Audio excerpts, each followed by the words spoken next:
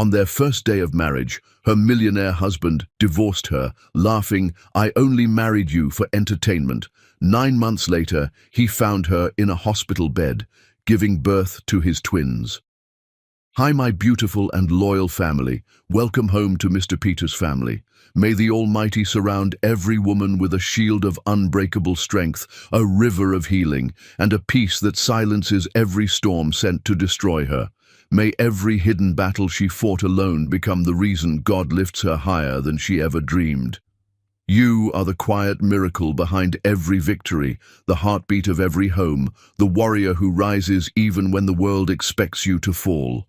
May your tears turn into triumph, your scars into wisdom, and your silence into a testimony that shakes the heavens. My precious family, your voice matters here. Your presence keeps this home alive. A like is a prayer released. A comment is a chain broken. This is Mission 1000 likes, for every woman who carried the world on her shoulders and still found the strength to love. If you carry fire in your soul, like this video. If you walk in faith and courage, comment, "I'm with Mr. Peter." The champagne was still cold in her hand when Goldsmith signed the divorce papers with a smile that could cut glass. Tanya Finch stood in the presidential suite of the Meridian Grand Hotel, her wedding dress catching the city lights that poured through floor-to-ceiling windows. The fabric felt heavy now, suffocating, like burial clothes. Gold sat at the marble table with documents spread before him, his tuxedo jacket discarded, his expression radiating satisfaction that made her stomach turn. The pen moved across paper with practiced ease, his signature a flourish of certainty. "There," he said, sliding the papers toward her. "All legal. All done. 6 hours of marriage, officially erased." Tanya's fingers trembled around the champagne flute. The bubbles had gone flat while she'd been standing here listening to him explain how every moment of their relationship had been performance art. 3 months of courtship. 3 months of him learning her rhythms, her fears, her dreams of designing hotels that could make people feel safe. 3 months of him asking about her dead parents, holding her through nightmares, promising her a family to replace the one she'd lost. All of it calculated, all of it scripted. "The bet was simple," Gold continued, leaning back in his chair with the casual posture of someone discussing a successful business deal. $2 million that I could convince a woman to marry me within 30 days and divorce her the same night. My friends thought it was impossible. They said women would see through it, that I couldn't fake sincerity long enough. He laughed, the sound echoing off expensive walls. "But I picked you specifically, Tanya. You were so earnest, so desperate to believe in fairy tales, so alone that you'd cling to anyone who showed you warmth." She had slept with him hours ago, before the ceremony, in this same suite, when he'd pulled her close and whispered that he couldn't wait until tonight, that he needed her now. She'd believed it was passion, believed his hands on her skin meant something beyond transaction. The memory made bile rise in her throat. "I documented everything," Gold said, pulling out his phone and scrolling through photos. "Every date, every kiss. My friends wanted proof I was really trying. Look, here's the night I told you I loved you. You cried. It was perfect." He showed her the screen, a photo of her face wet with tears, radiant with joy, taken without her knowledge. "I even recorded some of our conversations, the one where you talked about your mother dying when you were 12. That one got a standing ovation at the poker game." Tanya set down the champagne flute carefully because her hands wanted to throw it. She looked at the divorce papers, at the neat legal language that transformed their marriage into something that never existed. "An annulment on grounds of fraud," the document said, as if that word could contain what he'd done. At the bottom was a payment agreement, $50,000 for her participation in his entertainment, his lawyer had called it, compensation for her time. "You don't have to look so tragic," Gold said, standing and walking to the bar to pour himself whiskey. "It's not personal. You're a nice woman, really, just gullible.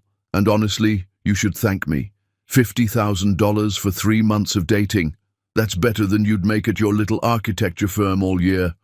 He swirled the whiskey, studying the amber liquid. Plus, you got a story. Women love stories. You can tell your friends about the crazy rich guy who married you as a joke. They'll buy you drinks and call me a monster. You'll dine out on this for years. Something inside Tanya cracked then, something she'd spent her whole life protecting. She picked up the pen and signed the papers without reading them. Her signature looked nothing like her, shaky, broken, the letters barely forming. She left the pen on the table.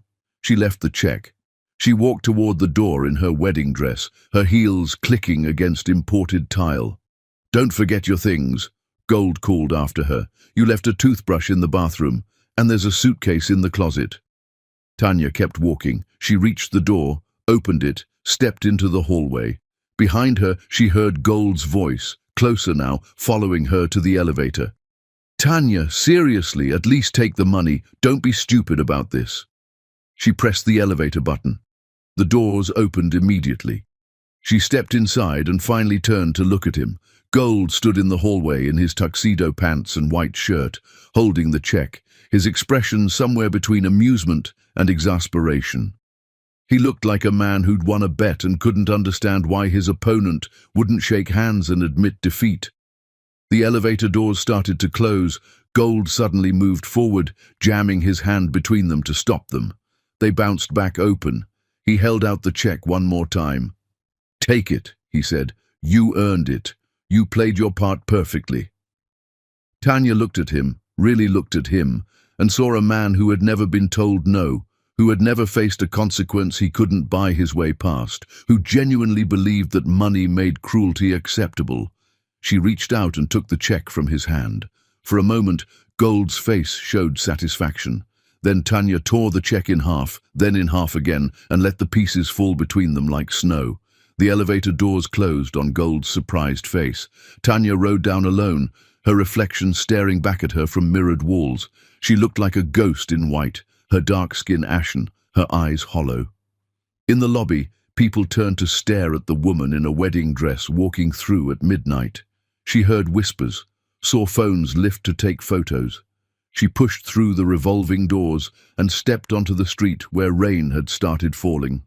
She walked 6 blocks before her legs stopped working. She sat down on a bus stop bench, the rain soaking through her dress, and stared at nothing. A homeless man approached and asked if she was okay. She couldn't answer. He sat with her until the rain stopped, not speaking, just present. When she finally stood, he wished her luck. She walked home to her apartment and stood under a scalding shower until the water ran cold. 3 weeks later, Tanya took a pregnancy test in the bathroom of a drugstore because she couldn't bear to do it at home. The positive result appeared within seconds, 2 lines stark against white plastic. She sat on the closed toilet lid, holding the test, and understood that Goldsmith would be connected to her forever through this biological accident. She thought about her options with clinical precision. She could end it. She could tell him. She could disappear. That night, she called a lawyer who confirmed that annulment meant Gold had legally chosen to erase the marriage, which meant any children from that union had no automatic paternal claim. The lawyer explained that if she never named him, never sought support, never filed any documentation connecting him to the children, he would have no legal rights without a lengthy court battle where he'd have to prove paternity and explain why he wanted access after abandoning their mother. Tanya made her choice.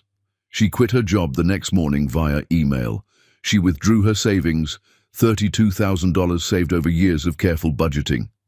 She packed 2 suitcases with clothes and her laptop.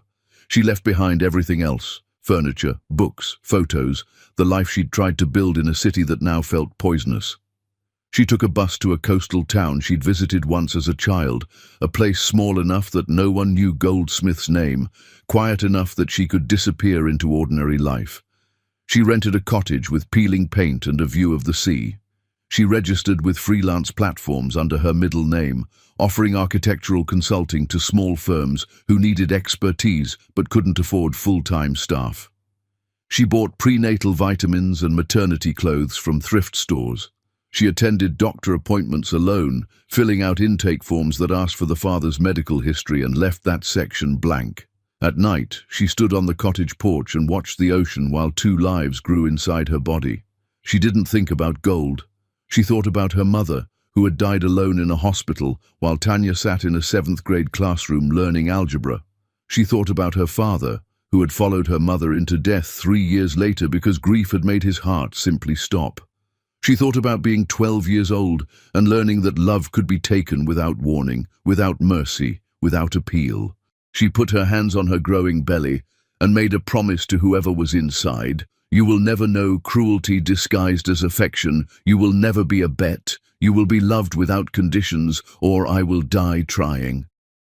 Goldsmith received a package at his office on a Tuesday morning.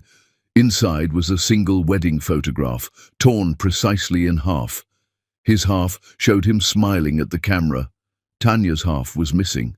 There was no note, no return address, just the image of a man standing alone in a tuxedo, grinning at something he'd already destroyed. Chapter 2. Birth and Blood. Goldsmith had not expected to be in a hospital at 3 in the morning, but Mitchell Carver's heart had forced his hand. Mitchell was 78 and owned the largest luxury hotel chain in Southeast Asia. He'd been in the middle of proposing a partnership worth hundreds of millions when his face had turned grey and his left hand had started clawing at his chest.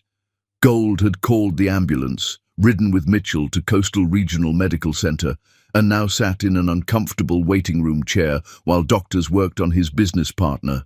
The hospital smelled like disinfectant and fear. Gold hated hospitals.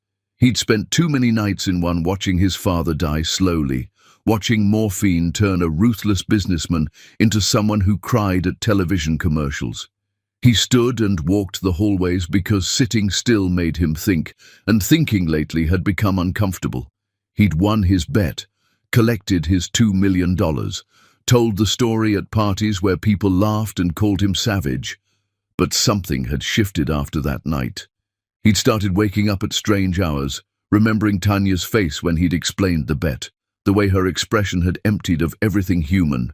He'd told himself it was guilt and guilt was useless.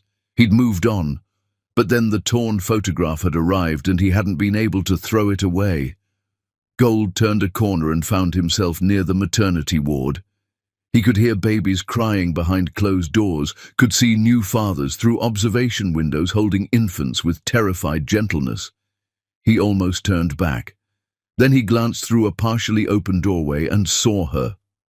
Tanya Finch was in a hospital bed, her body arched in pain, her face slick with sweat. A nurse stood beside her checking monitors that beeped urgently.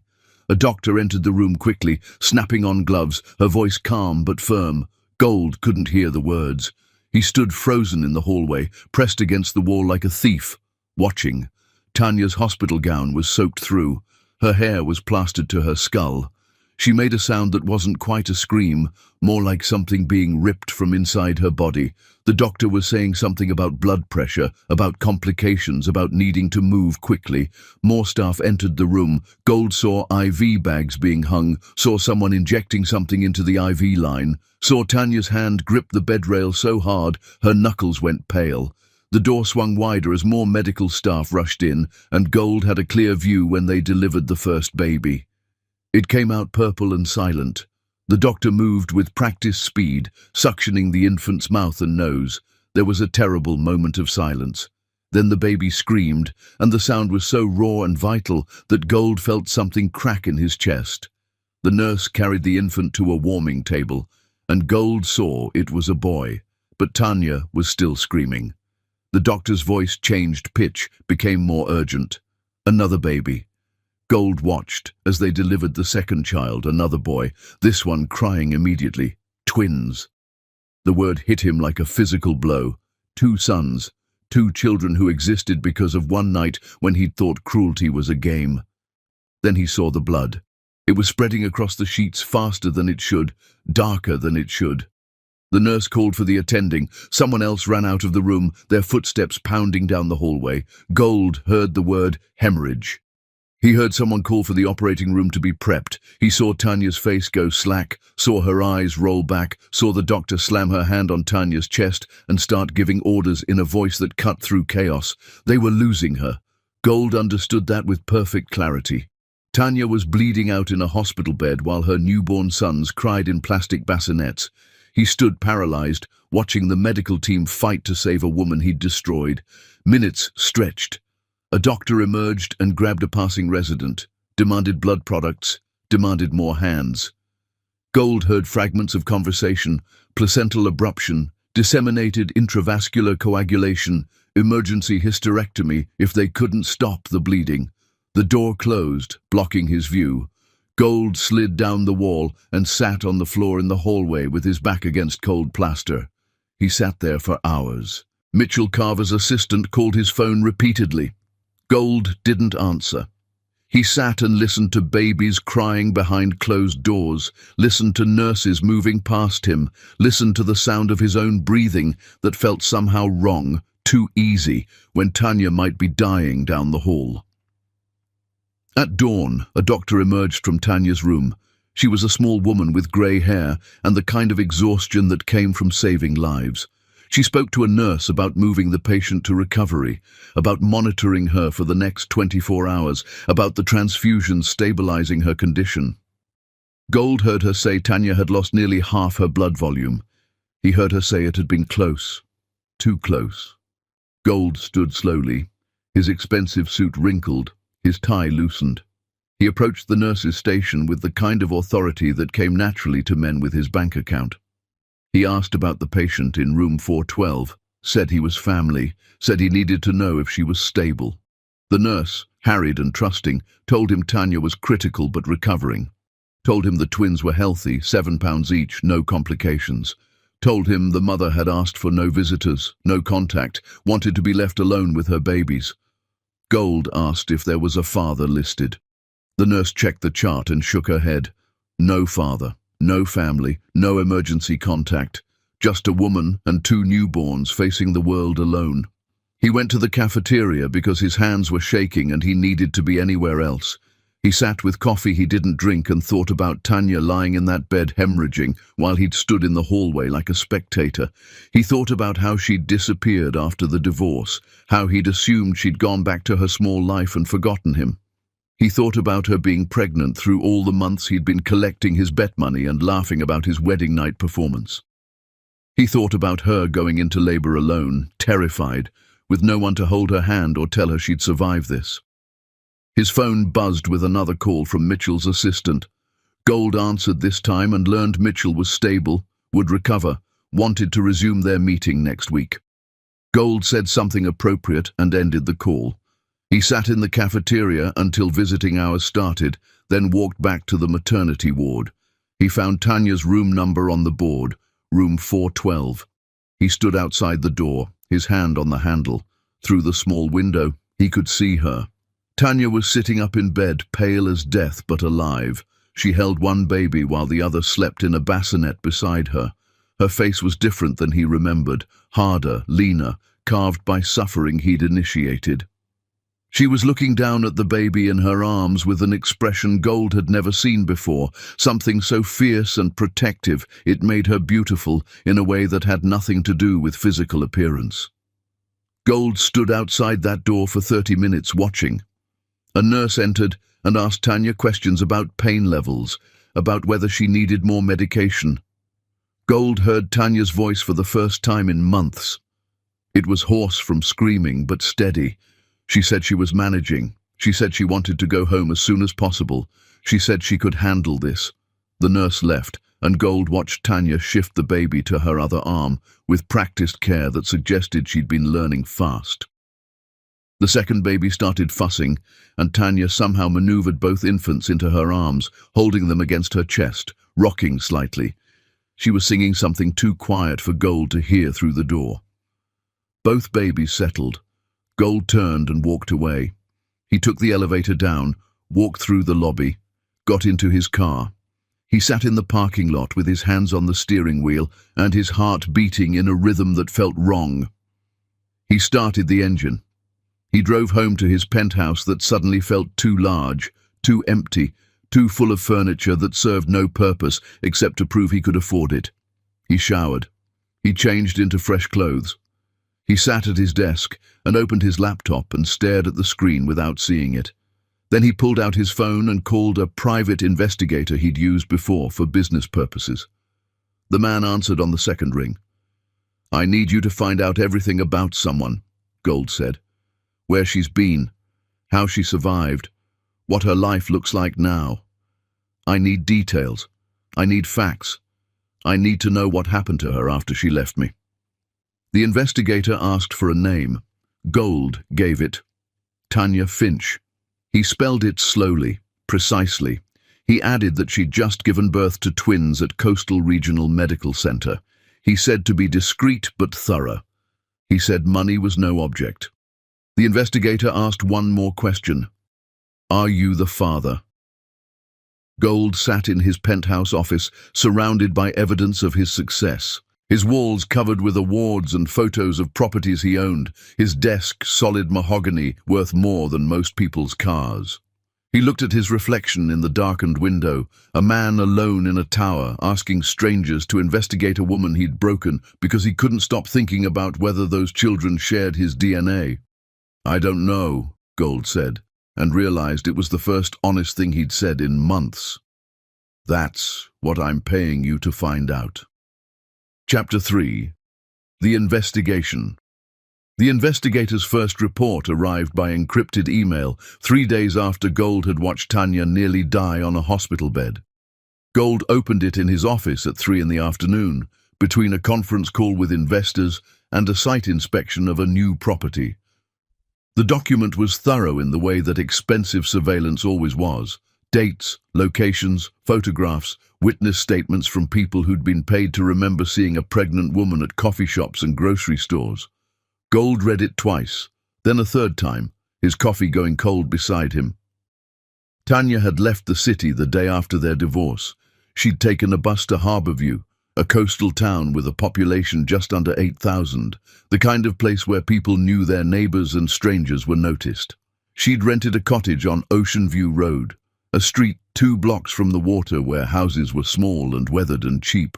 The landlord remembered her because she'd paid 6 months' rent up front in cash, because she'd been quiet and polite, because she'd asked if the cottage had good insulation, because she'd be working from home.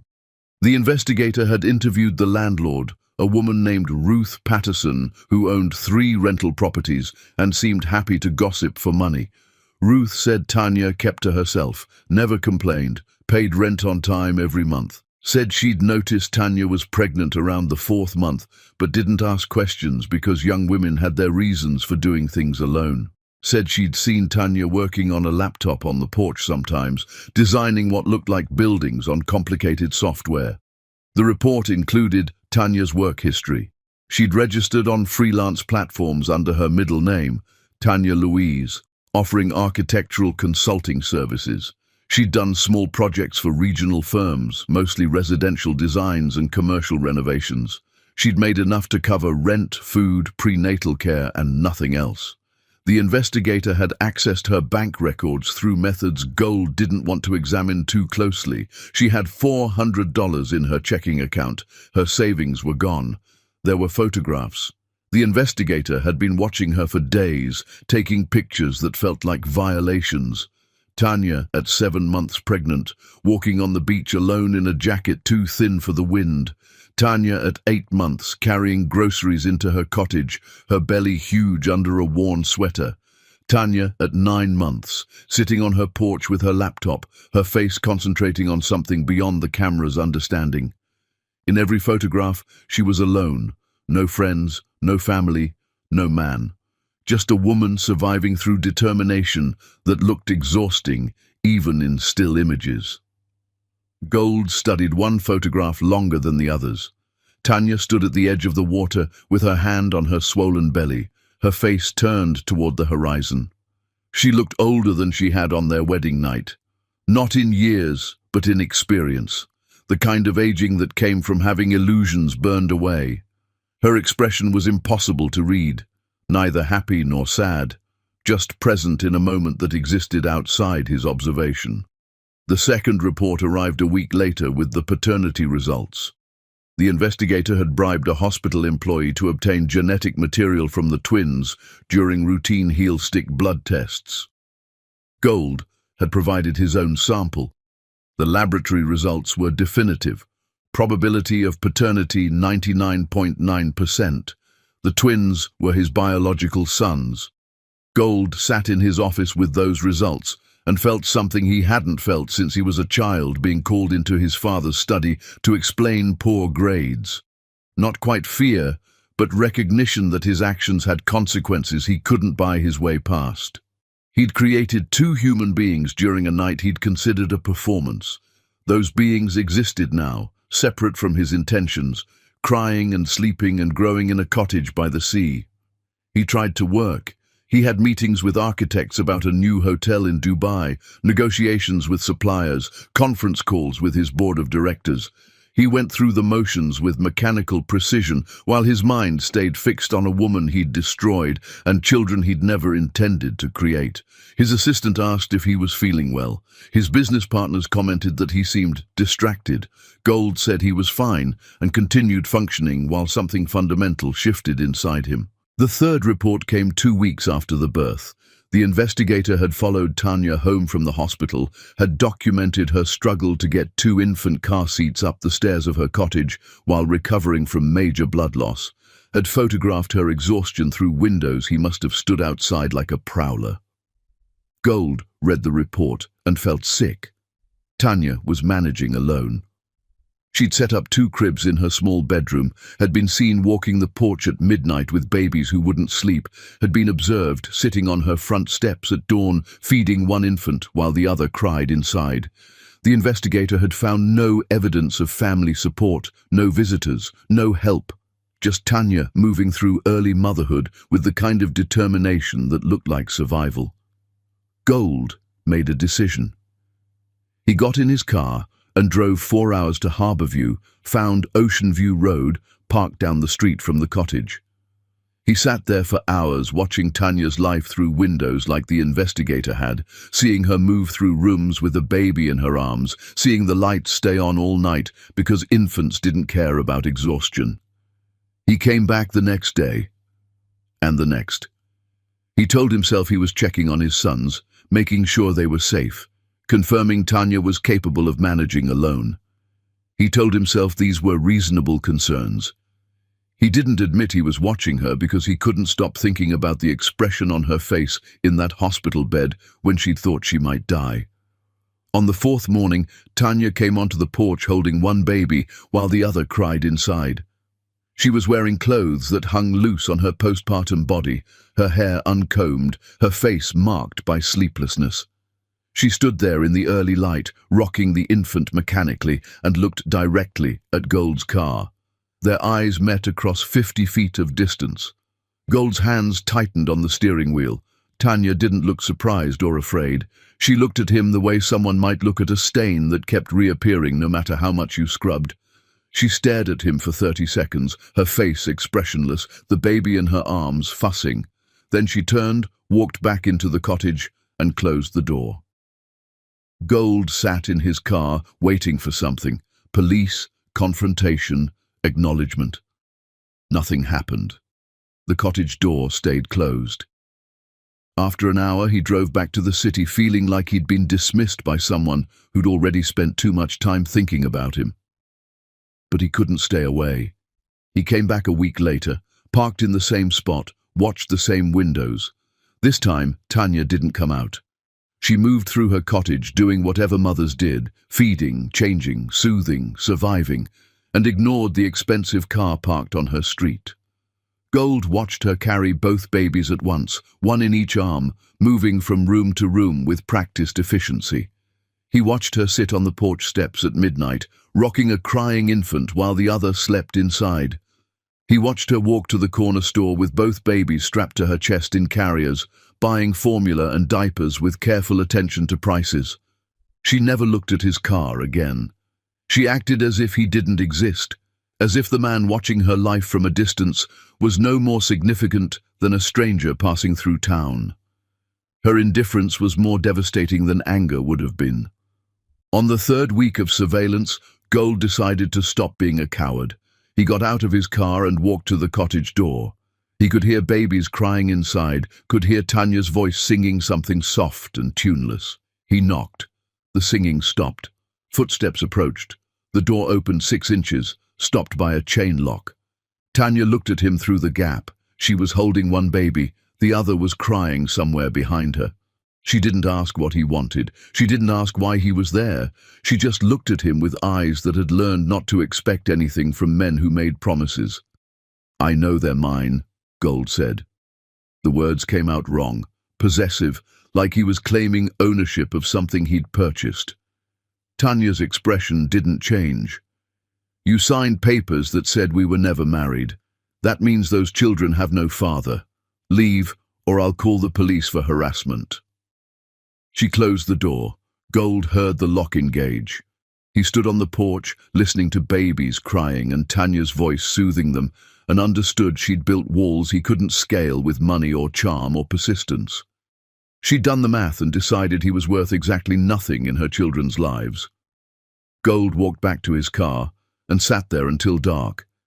Then he drove home and called his lawyer. He asked about paternity rights, about custody, about legal options for fathers who weren't named on birth certificates. His lawyer explained it would require a court battle, DNA tests, publicity, explanations about why he wanted access to children he'd abandoned for months.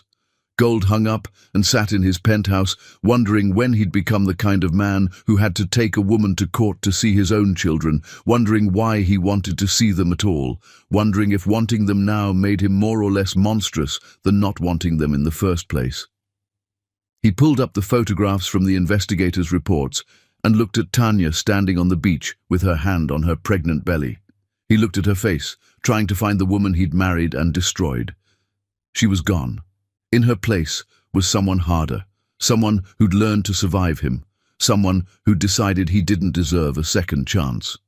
Gold set down his phone and looked around his penthouse at furniture that cost more than Tanya spent in 6 months, at art on the walls purchased because his decorator said it was important, at a life built entirely around accumulation with nothing accumulated that mattered. His sons were growing up in a cottage with peeling paint, while he sat in a tower made of glass and money, and for the first time since signing those divorce papers, Gold understood he might have lost something he couldn't buy back. Chapter 4. The Fortress. Tanya's lawyer was a woman named Jennifer Moss, who worked out of a small office above a coffee shop in Harborview and charged rates Tanya could barely afford. Jennifer reviewed Gold's initial contact attempts, the messages through her office, the flowers that appeared on Tanya's porch, the certified letters demanding acknowledgement of paternity, and built a fortress of paperwork that kept him legally distant. She explained to Tanya that the annulment Gold had insisted upon gave them leverage. He'd chosen to erase the marriage. He'd paid lawyers to ensure it never legally existed. Now that decision protected Tanya in ways he couldn't have anticipated. The law, Jennifer explained with satisfaction, didn't automatically grant parental rights to biological fathers who'd abandoned mothers. Gold would have to petition for paternity testing, then petition for custody or visitation, then prove to a judge why access to these children would serve their best interests when he'd demonstrated clear disinterest for months. And all of that would require public court proceedings where his wedding night bet would become part of the official record. Tanya listened and felt nothing except relief that law could function as distance. She signed papers that Jennifer prepared, formal responses denying Gold's claims, legal documents asserting her sole custody, notices that any further contact would be considered harassment. Jennifer filed everything with efficient precision, and Gold's attempts to reach Tanya stopped. Not because he gave up, but because his lawyer had clearly explained how badly he'd positioned himself. Meanwhile, Tanya was drowning. Her twins, she'd named them Zephyr and Phoenix in the hospital, names that meant wind and rebirth, names that had nothing to do with Goldsmith or his world, were relentless. They woke every 2 hours. They cried in harmony. They needed constant feeding, changing, holding, soothing. Tanya moved through days without clear boundaries between waking and sleeping, her body operating on instinct while her mind went numb. She worked when she could, taking on small projects that paid poorly but didn't require site visits. She designed a restaurant renovation for a couple in Portland who wanted modern rustic, drew up plans for a beach house addition, consulted on a hotel lobby redesign. She worked with babies strapped to her chest or sleeping in bouncy seats beside her desk or crying while she tried to concentrate. She invoiced clients and prayed they'd pay quickly because her savings were gone and her rent was due. She bought the cheapest diapers, the store-brand formula, clothes from thrift stores that sometimes smelled like other people's lives even after washing. She ate oatmeal and peanut butter sandwiches because they were filling and cheap. She lost weight her body couldn't afford to lose while producing milk for 2 infants who seemed perpetually hungry. One evening at a grocery store, Tanya stood in the aisle calculating costs with a precision born of necessity. She needed formula, diapers, baby soap, something for herself to eat. She put items in her cart, checked the total on her phone calculator, put items back. Formula was non-negotiable, diapers were non-negotiable. That left $8 for food for herself for the week. She was deciding between rice and pasta when she felt someone watching her. Gold stood at the end of the aisle wearing a suit that probably cost what Tanya paid in rent. He looked at her cart, the generic formula, the cheapest diapers, the calculation happening in real time as she sacrificed her own needs for her children. His face did something complicated, an expression Tanya didn't care enough to interpret. He approached slowly, carefully, like she was an animal that might bolt. Tanya. She didn't respond. She put rice in her cart and moved toward checkout. Gold followed. "Let me pay for your groceries, please. You shouldn't have to choose between feeding yourself and feeding them." Tanya stopped walking and turned to look at him. Other shoppers moved around them, annoyed at the obstruction. Tanya's twins were asleep in their carriers attached to the shopping cart, their small faces peaceful in a way they never were at home. She looked at Gold and remembered his laughter on their wedding night, remembered him explaining how he'd recorded her grief for entertainment, remembered signing divorce papers while still in her wedding dress. "I'd rather eat nothing than take a cent from a man who bet money on breaking my heart," she said. She walked to checkout, paid with her debit card, prayed it wouldn't decline. It went through with $7 remaining in her account. She loaded groceries into bags and carried them out to her car, with Gold standing in the aisle watching her leave. That night, Tanya fed her sons and ate plain rice with salt, and thought about pride and whether it was worth starving over. She decided it was. She'd survived everything else. She could survive poverty too. But survival was becoming a question rather than a certainty. Her freelance work was sporadic. Her body was still recovering from childbirth and blood loss that had nearly killed her. Her twins were growing, needing more, demanding attention she had to split between them. She was so tired, she sometimes hallucinated, seeing her dead mother standing in doorways, seeing shadows move like threats. One midnight when both babies were screaming and Tanya had been awake for 36 hours straight, she sat on her bathroom floor and cried for the first time since leaving the hospital. She cried because she was alone. She cried because she was failing. She cried because her children deserved better than a mother who could barely function. She cried until she heard Phoenix's screams reach a pitch that meant real distress. Then she stood up and went back to being what they needed her to be. She didn't know that her neighbor in the cottage next door had heard everything through the thin walls. She didn't know that Dr. Silas Hartwell, who'd moved in 2 weeks earlier, had been lying awake listening to her struggle every night, wondering if he should offer help or if that would be an invasion. She didn't know that he'd been in that same place once, alone with a loss too big to carry, wondering how to keep living when living took more strength than he possessed. The next morning, Tanya found groceries on her porch. Good groceries. Fresh vegetables, quality formula, expensive diapers, real food. There was no note, no name. Just bags of supplies left like a miracle.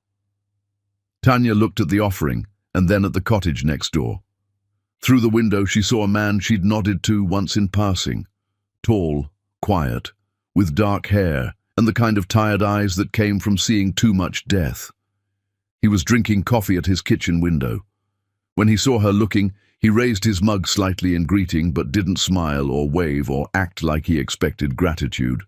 Tanya took the groceries inside and fed her children and ate fresh food for the first time in weeks. She didn't thank him. She didn't acknowledge the gift. She just survived one more day. But the next week, when groceries appeared again, she knocked on his door. The man answered wearing scrubs with a hospital ID badge that identified him as Dr. Silas Hartwell, trauma surgery. He looked at her without speaking, waiting. "I can't pay you back," Tanya said, "but I can't keep taking your money either." Silas considered this. "I'm not keeping track. I hear your babies through the walls.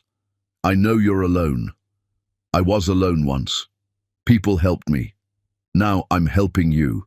That's the only math that matters." He closed the door gently, ending the conversation before Tanya could argue. She stood on his porch, holding Phoenix and feeling something she hadn't felt in months. The possibility that not every man was Goldsmith, that kindness might exist without transaction, that maybe survival didn't have to be entirely solitary. Inside his cottage, Silas leaned against the closed door and thought about the woman next door raising 2 infants alone, thought about his wife who died giving birth to their daughter, who died 10 minutes later, thought about how grief made you either cruel or kind, and there was no middle ground. He'd chosen kind because cruelty would have destroyed him. Through the wall, he heard Tanya singing to her babies, her voice carrying through plaster and studs, and he decided he'd keep leaving groceries until she stopped needing them, or told him to stop, whichever came first. Gold sat in his car down the street watching a man he didn't know carry supplies into Tanya's cottage. He watched Tanya answer her door, watched her stand there talking to a stranger who seemed comfortable in her space. He watched something that looked like gratitude cross her face, watched her go back inside, watched lights turn on in both cottages as evening fell. His investigator's new report would identify the man as Dr. Silas Hartwell, surgeon, widower, recently relocated from Seattle. The report would note that Silas had been observed helping with the twins, had been seen on Tanya's porch holding one baby while she dealt with the other, had been photographed making her laugh. Gold would read that report and understand he wasn't just losing a custody battle. He was losing his children to another man's presence, his sons learning to recognize a voice that wasn't his, small hands reaching for arms that weren't his. He'd thrown Tanya away like she was garbage. Now someone else was proving she was treasure. He started the car and drove back to his empty penthouse where no one needed him, where nothing he owned required his care, where success felt hollow and money felt stupid. He sat in the dark and tried to remember why he'd thought the bet was funny, why he'd signed those papers with a smile, why he'd believed cruelty was acceptable when wrapped in expensive sheets. He couldn't remember. That night felt like it belonged to someone else now, some version of himself he didn't recognize anymore. But that version had made choices this version had to live with. And those choices had consequences named Zephyr and Phoenix, who were learning to smile at a stranger, while their biological father sat in a tower made of glass and regret. Chapter 5. The Professional Collision. The acquisition proposal arrived on Gold's desk on a Tuesday morning with the kind of fanfare that signaled major money. Meridian International wanted to purchase his hotel empire for $500 million. They planned to expand operations into the luxury market, wanted his flagship properties, valued his brand recognition. The deal included retention of him as CEO with a seat on their board, stock options, performance bonuses that would make him even wealthier than he already was. His lawyers called it the opportunity of a decade. His financial advisors called it smart business. Gold signed the preliminary agreements and felt nothing except the familiar numbness that had settled into his chest since watching Tanya nearly die. The first meeting with Meridian's acquisition team was scheduled for the following week. Gold prepared by reviewing their portfolio, their expansion strategy, their market position. He was good at this kind of analysis, at seeing numbers and understanding what they meant in terms of power and growth. He'd built his empire on the ability to read balance sheets like poetry and find opportunity in risk. The meeting started precisely at 9.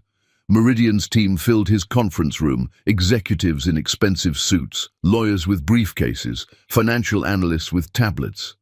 Gold went through his presentation explaining property values, occupancy rates, revenue projections. The Meridian CEO asked intelligent questions. The lawyers took notes. Everything proceeded according to script. Then the design team entered, and Gold's carefully constructed composure shattered. Tanya Finch walked through the door wearing professional clothes that hung slightly loose on her still-recovering body, carrying a portfolio case and a laptop, her face composed in an expression of absolute neutrality. She saw him. Her step didn't falter. She sat down, opened her laptop, and pulled up architectural renderings as if Gold was any other client she'd never met before. The Meridian CEO introduced her as their lead architect for the expansion project, praised her innovative designs, mentioned her growing reputation for sustainable luxury. Tanya stood and began her presentation. Her voice was steady, confident, transformed from the exhausted woman Gold had watched struggling in a grocery store. She explained her vision for renovating his flagship hotel, modernizing while maintaining character, incorporating green technology, redesigning public spaces to create intimacy within grandeur. Her designs were extraordinary. Gold had reviewed hundreds of architectural proposals over the years. These were better than anything he'd seen. Tanya had taken his hotel and reimagined it as something both functional and beautiful, had solved problems he hadn't known existed, had created spaces that would make guests feel wealthy and welcome simultaneously. The Meridian team was clearly impressed. They asked technical questions.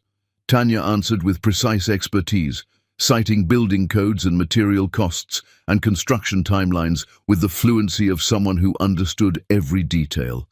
Gold sat at the head of the table and watched the woman he'd destroyed command a room full of men who hung on her words. She'd rebuilt herself. She'd taken her talent and created a professional reputation that had nothing to do with him, had worked her way into this contract through skill and determination, had survived his cruelty and become more successful than she'd been before. The realization was devastating. The meeting lasted 2 hours. Tanya never looked at Gold directly. She addressed the room, made eye contact with everyone except him, treated his presence like an irrelevant detail. When the Meridian team asked if Gold had questions about the designs, Tanya finally met his gaze with eyes that held no emotion whatsoever. Gold opened his mouth and found he had nothing to say. He nodded his approval. The meeting ended. People filed out toward lunch. Gold stood and intercepted Tanya in the hallway before she could disappear. She stopped walking but didn't turn to face him. He moved around to block her path. Up close, he could see exhaustion beneath her makeup, could see she'd lost weight she couldn't afford to lose, could see the careful construction of her professional armor. "You didn't tell me you were taking this contract," Gold said. Tanya looked at him with the expression of someone addressing a mildly annoying obstacle. "I don't report my professional decisions to you. I took a job. You happen to be tangentially involved. That's not my concern." "Tanya, we don't need to talk about anything. I'm here to work. If you have feedback on my designs, submit it through the proper channels." She moved to step around him. Gold blocked her again. "I know you need this money. I know you're struggling. Let me help. Let me set up an account for the twins. Let me pay for—" "I'm taking this contract because I earned it with my talent, not because you're offering charity." Tanya's voice was flat, factual. "My financial situation is none of your business. My children are none of your business. I'm a professional contractor working on a project where you're a stakeholder. That's the extent of our relationship." She stepped around him successfully this time and walked toward the elevator. Gold stood in the hallway, watching her leave for the second time in his life, watching her back disappear as she chose to exit rather than engage. Other people moved past him, colleagues, Meridian executives, his own assistant asking about lunch plans. Gold ignored them all. He went back to his office and closed the door and sat at his desk, staring at nothing. The project moved forward. Tanya came to weekly meetings, presented updates, coordinated with construction teams, solved problems with efficient creativity. She treated Gold with perfect professional courtesy and absolute personal indifference. She called him Mr. Smith.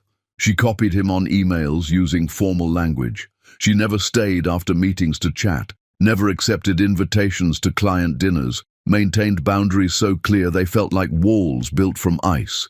Gold watched her from across conference tables and learned things about her he'd never known during their brief marriage. She was brilliant at problem-solving, could see three-dimensional space in her mind and translate it to drawings that contractors understood. She was patient with difficult clients, diplomatic with demanding timelines, firm when people tried to compromise her designs. She commanded respect through competence, and men who would normally dismiss a young woman listened when she explained why their ideas wouldn't work. She'd become this person without him. She'd taken the wreckage he'd created and built something better. He'd thought destroying her was entertainment. She'd proven destruction was just the first chapter of a longer story. Weeks passed. Gold found excuses to be at meetings Tanya attended, found reasons to review her work personally rather than delegating to assistants. He told himself it was due diligence. He didn't admit he was looking for cracks in her armor, hoping to see the woman who'd cried at his declaration of love, hoping some part of her still existed beneath the professional distance. One evening, after a late meeting about construction delays, Gold saw Tanya's phone light up on the conference table. She was gathering her materials, preparing to leave. The name on the screen was Silas. Gold watched her face transform. Softness replacing the careful neutrality, a small smile appearing like sun through clouds. She answered the phone with warmth that felt like a knife in his chest. "I'm on my way home now," Tanya said, her voice completely different than it had been 10 seconds earlier when she'd been discussing load-bearing walls. "Did they eat okay? Tell them Mama loves them. I'll be there in 30 minutes. She ended the call and looked up to find Gold staring at her. Her face went neutral again, professional armor slamming back into place. She picked up her phone and her laptop and walked out without saying goodbye. Gold sat alone in the conference room and understood that someone named Silas was in his son's lives, was watching them while Tanya worked, was receiving her warm voice and her smiles while Gold received her cold courtesy. He called his investigator that night and requested comprehensive surveillance. He needed to know who Silas was, what role he played, how deeply he'd embedded himself in the life that should have been Gold's. The report arrived 48 hours later, with photographs that destroyed what remained of Gold's delusions. Dr. Silas Hartwell on Tanya's porch holding Zephyr while she held Phoenix. Silas fixing a broken step on her cottage while the twins slept in carriers nearby. Silas and Tanya walking on the beach, each carrying a baby, their bodies angled toward each other in a way that suggested intimacy developing. Silas making Tanya laugh, actually laugh, her head thrown back, her face radiant, while Phoenix grabbed at his hair. The investigator's report detailed Silas's background. Widower. Lost his wife and newborn daughter 3 years ago to childbirth complications. Moved to Harborview to start over. Trauma surgeon at the regional hospital. Quiet, private, well-respected by colleagues. No criminal history, no scandals, no hidden cruelty. Just a good man who'd survived tragedy and was learning to live again by helping a woman survive hers. Gold read the report 3 times and felt rage and something worse than rage. The recognition that he was being replaced by someone who deserved what Gold had thrown away. Silas hadn't needed to be coached to be kind. He'd seen a woman struggling and helped without expecting anything in return. He'd earned his place in Tanya's life through presence and consistency and the simple act of showing up. Gold had shown up too late and for the wrong reasons. He'd shown up because guilt hurt, and watching Tanya survive without him made him feel unnecessary. He'd shown up because his sons existed, and he wanted credit for their existence without having done any work to deserve them. He'd shown up because losing felt unfamiliar, and he didn't know how to accept defeat. Silas had shown up because someone needed help, and he had help to give, and that difference meant everything. Gold sat in his penthouse, holding photographs of another man raising his children, and understood he'd lost not just a custody battle, but something more fundamental. He'd lost the right to matter in their lives. He'd signed those papers erasing his marriage. Now he was erased. Zephyr and Phoenix would grow up knowing Silas's face, Silas's voice, Silas's arms. They'd learn to walk, holding Silas's hands. They'd call someone else father, while Gold sat in a tower built from money that suddenly felt worthless. He couldn't accept it. He wouldn't accept it. Those were his sons, his biology, his responsibility. He could fix this. He had lawyers and money and determination. He could force Tanya to acknowledge his rights. He could make her let him be part of their lives whether she wanted him there or not. Gold picked up his phone and called his lawyer. He said he wanted to file for custody. He said he wanted paternity established legally. He said he didn't care about publicity or cost or how difficult Tanya made it. Those were his children, and he had rights. His lawyer sighed and asked if Gold was sure. Gold said he'd never been more sure of anything. The lawyer said he'd prepare the paperwork. Gold hung up and felt something like victory, not understanding yet that forcing your way into lives that had learned to function without you wasn't victory. It was just another kind of cruelty disguised as love. Chapter 6. The Other Man. Silas Hartwell had learned about suffering in an operating room 3 years ago when his wife had stopped breathing and his daughter had never started. He'd been in the hallway waiting because doctors weren't allowed to be present for their own family's procedures, standing outside listening to the emergency that unfolded when Grace's blood pressure had spiked and the baby's heart rate had plummeted. He'd heard the code being called, had heard running feet and urgent voices, had known with clinical precision what every sound meant: hemorrhage, distress, crash cart, full arrest. He'd stood there with his medical knowledge painting pictures his heart couldn't survive. And when they'd finally let him in, Grace was gone, and the baby girl they'd named Emma had lived for exactly 10 minutes before her underdeveloped lungs had given up. Silas had held his daughter while she died, had watched her struggle for air he couldn't give her, had felt her tiny body go still against his chest. The grief had been complete, annihilating, the kind that made you understand why people walked into oceans and didn't come back. He'd taken a leave from the hospital in Seattle, where he'd been rising fast through the trauma surgery ranks, had moved into Grace's parents' house because his own apartment felt haunted, had spent months doing nothing except breathing and trying to remember why breathing mattered. Eventually, he'd gone back to work because bodies kept breaking and someone had to fix them. But Seattle had too many memories: restaurants where he'd eaten with Grace, parks where they'd walked, the hospital where she'd died. He'd requested a transfer anywhere else. Harborview Regional had needed a trauma surgeon. Silas hadn't cared where it was. He'd packed up his life, driven down the coast, rented the first cottage he'd seen, and tried to learn how to exist alone. Then he'd heard babies crying through the walls and recognized the sound of someone drowning. He'd ignored it for a week, telling himself everyone had their struggles and his help wasn't wanted. But the crying continued every night, and Silas knew exhaustion when he heard it, knew the particular desperation of being solely responsible for life, too fragile to risk failing.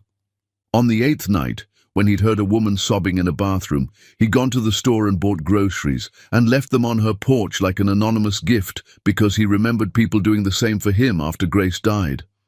The woman, Tanya, he'd learned later, had been suspicious initially. She'd looked at the groceries like they might be poisoned, had knocked on his door with distrust written across her face. But Silas had learned that grief and exhaustion made you too tired for pride. Eventually she'd accepted his help, because refusing it meant her children suffered, and mothers didn't let pride hurt their children. He'd started watching the twins when Tanya had meetings. She'd knock on his door with desperation in her eyes and babies in her arms, and Silas would take them for 2 hours or 3 while she worked. He'd learned their rhythms fast. Zephyr liked movement, needed to be walked and bounced constantly. Phoenix preferred warmth, would settle if you held him against your chest, where he could hear your heartbeat. They were easy babies once you understood them, and Silas understood babies because he'd spent months preparing for Emma, reading books and taking classes with Grace, learning techniques he'd thought he'd use forever. Tanya never asked about his past. She never pried into why a trauma surgeon with Seattle credentials was living in a rental cottage in Harborview. She accepted his help with the kind of gratitude that came from having no other options, and slowly over months, she'd started staying after she picked up the twins. She'd have coffee while Silas held Phoenix and explained his day in one-sided conversation that made the infant smile. She'd sit on his porch steps while Zephyr napped against Silas's shoulder and talk about design projects she was working on, about how raising twins alone was harder than anyone admitted, about being tired in ways sleep couldn't fix. Silas had listened because listening was easy. He'd learned not to offer advice or solutions unless asked, because people dealing with impossible situations didn't need someone explaining how to survive. They needed someone to acknowledge that survival was exhausting. Tanya seemed to understand that. She never asked him to fix her problems. She just sat with him and existed in the same space, and that companionship was enough. Eventually she'd told him about gold, about the wedding night bet, about signing annulment papers while wearing her dress, about disappearing because she couldn't bear the thought of raising children connected to cruelty. She'd told him with the flat affect of someone recounting facts rather than wounds, and Silas had recognized trauma presenting as numbness. He'd told her about Grace and Emma, about the 10 minutes he'd held his daughter while she died, about moving here because grief required geography to be survivable. They'd become friends first, two people who'd learned that terrible things happened to people who didn't deserve them, that rebuilding was possible but exhausting, that loneliness was bearable when someone else understood it. Tanya never asked for more than friendship. Silas never offered it. They existed in parallel, helping each other survive, and that had been enough, until it wasn't. The shift had happened gradually. Silas would find himself thinking about Tanya while performing surgery, wondering if she'd gotten Phoenix to sleep, if she'd eaten anything besides peanut butter sandwiches. He'd come home and feel disappointed if her cottage was dark, relieved when he saw lights on and knew she was managing. He'd started looking forward to the knock on his door that meant she needed help, to the conversations on his porch after the twins were settled, to the way Tanya smiled when one of his babies did something ridiculous. His babies. He'd started thinking of Zephyr and Phoenix that way, without meaning to, had caught himself telling colleagues about them like they were his sons, had bought them clothes and toys because Tanya couldn't afford them and refused gifts from Gold. He'd fallen in love with those twins the way you fall asleep. Slowly, then all at once, until you couldn't remember not loving them. And he'd fallen in love with Tanya too. Not the desperate love of someone trying to replace what he'd lost. Grace would always be irreplaceable. But the careful love of someone who'd learned that hearts could hold more than one person, that loving again didn't diminish what came before. He'd fallen for Tanya's strength, her refusal to be broken by betrayal, her dedication to her sons, the way she laughed when she was too tired to be careful about hiding joy. He hadn't told her. He'd been waiting for the right moment, waiting until she seemed ready to hear it, waiting until Gold stopped hovering at the edges of her life like a ghost she couldn't exorcise. But Gold hadn't stopped. He'd filed for custody, forcing Tanya into legal battles she couldn't afford emotionally or financially.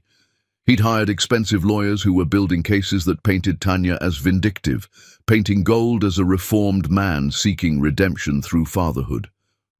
Silas had watched Tanya read the custody papers, had seen her face go blank the way it did when she was protecting herself from feeling too much. He'd asked what she wanted.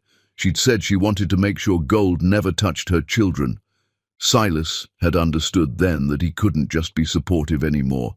He had to be present actively, had to prove to any judge that these twins had a father figure who'd been there every single day, who'd earned his place through consistency and love rather than biology and guilt. So, on a Wednesday evening after putting both twins to bed and finding Tanya washing dishes with mechanical exhaustion, Silas had asked her to marry him. Not romantically. There had been no candles or music or grand gestures. Just him, standing in her kitchen with a simple ring he'd bought that afternoon, saying words he'd practiced 50 times in his head. I love you. I love them. Let me be your family officially.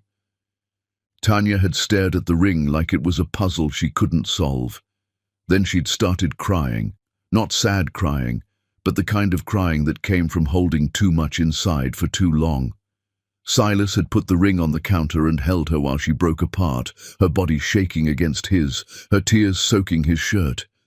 He'd held her until she stopped, until she could breathe again, until she stepped back and wiped her face with the kind of embarrassment that came from letting someone see you completely. She hadn't said yes that night. She'd taken the ring and held it, and asked for time. Silas had given it gladly, had told her he'd wait as long as she needed, had meant it with every part of himself. He'd gone back to his cottage and lain awake thinking about Grace, silently asking her if this was okay, if loving someone else meant forgetting her. He'd felt no answer because dead people didn't answer questions. But he'd imagined her response would be that love wasn't finite, that he'd been alone long enough, that Emma would have wanted siblings even if they weren't biologically hers.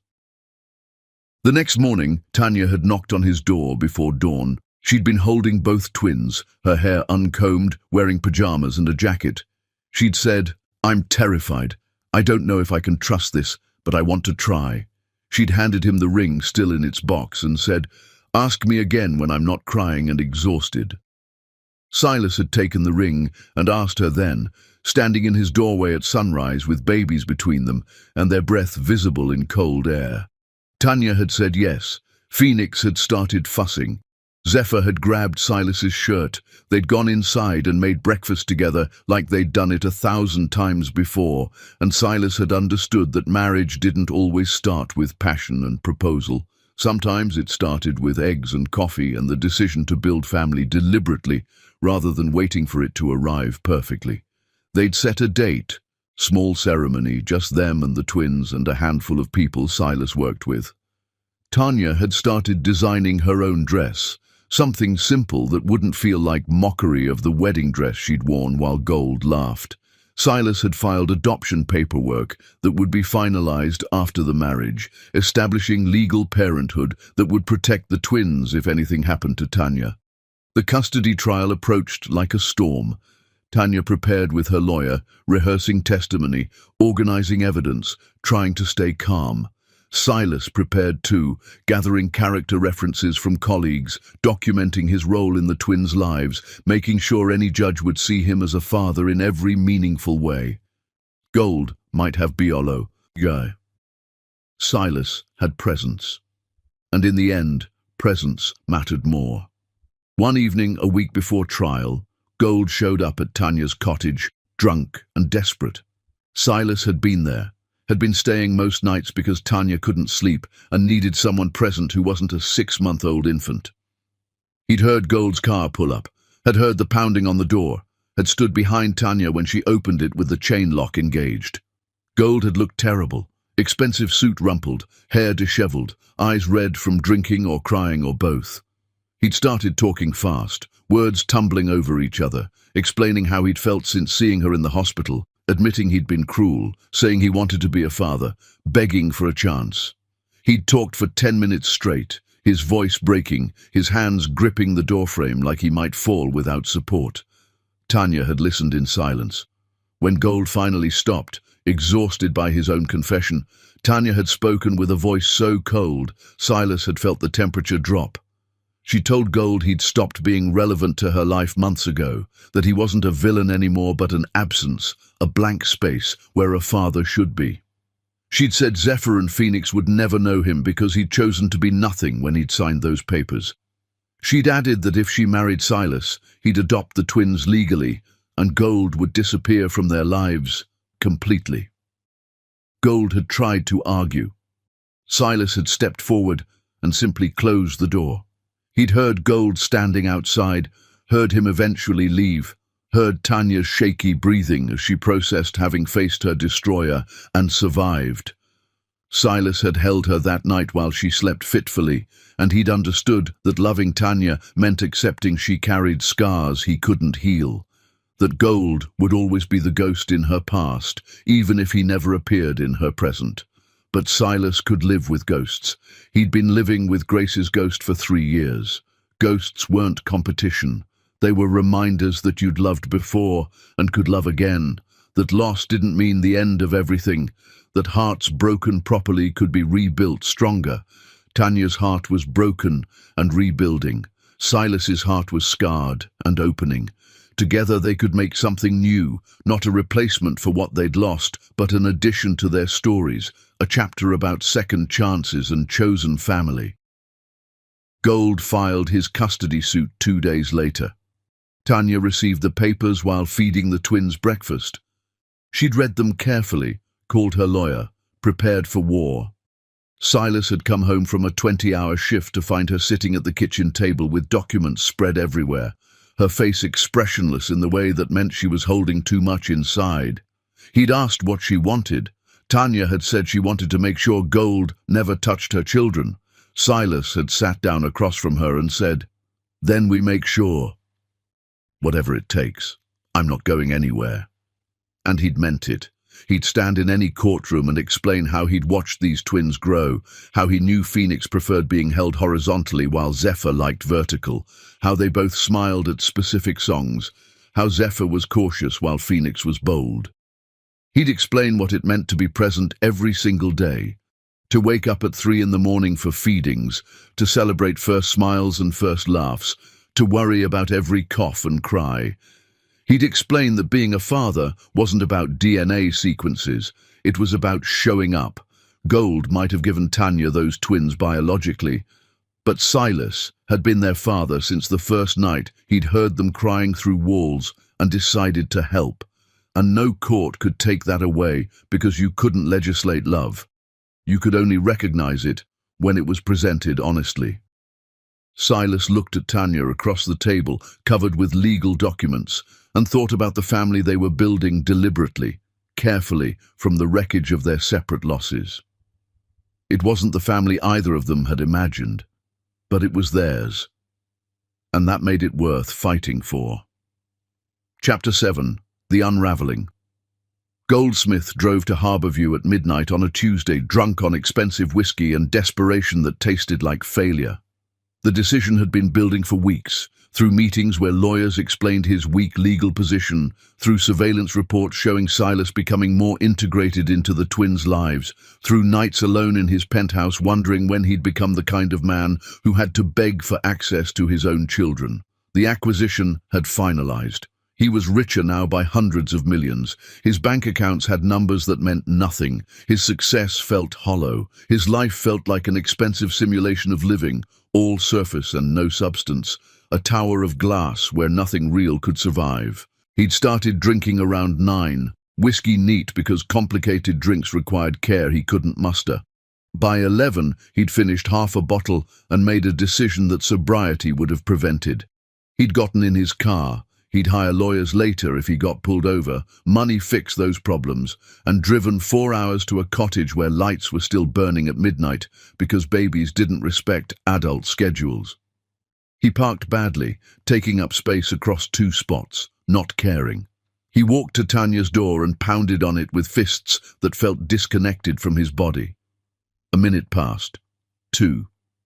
Then the door opened 6 inches, chain lock engaged, and Tanya stood there in a robe with Silas visible behind her wearing sweatpants and no shirt, like he lived there, like he belonged in her space at midnight, like he'd earned intimacy Gold had destroyed.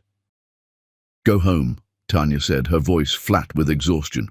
"You're drunk. I need to talk to you." Gold's words slurred slightly. He hadn't realized how much whiskey he'd consumed until speaking became difficult. "I need you to understand what I've been feeling since I saw you in that hospital." "I don't care what you've been feeling."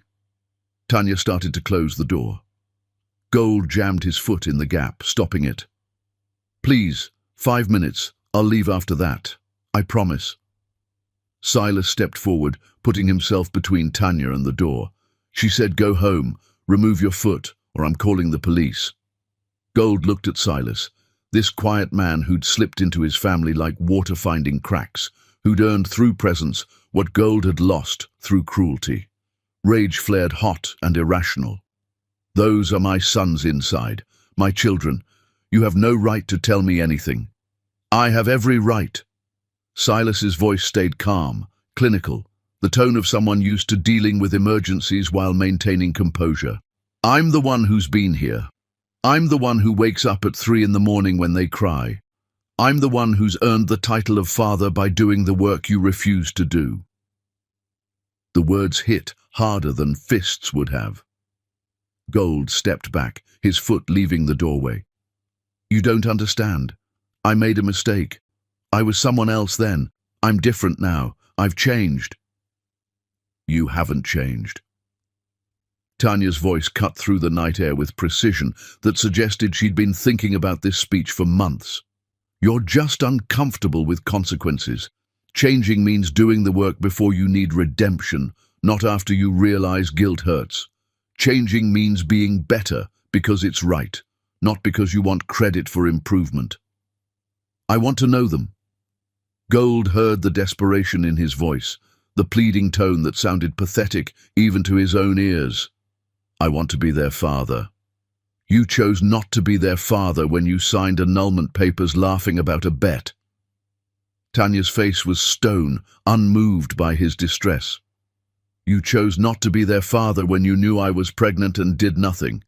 You chose not to be their father every single day you knew they existed and stayed away.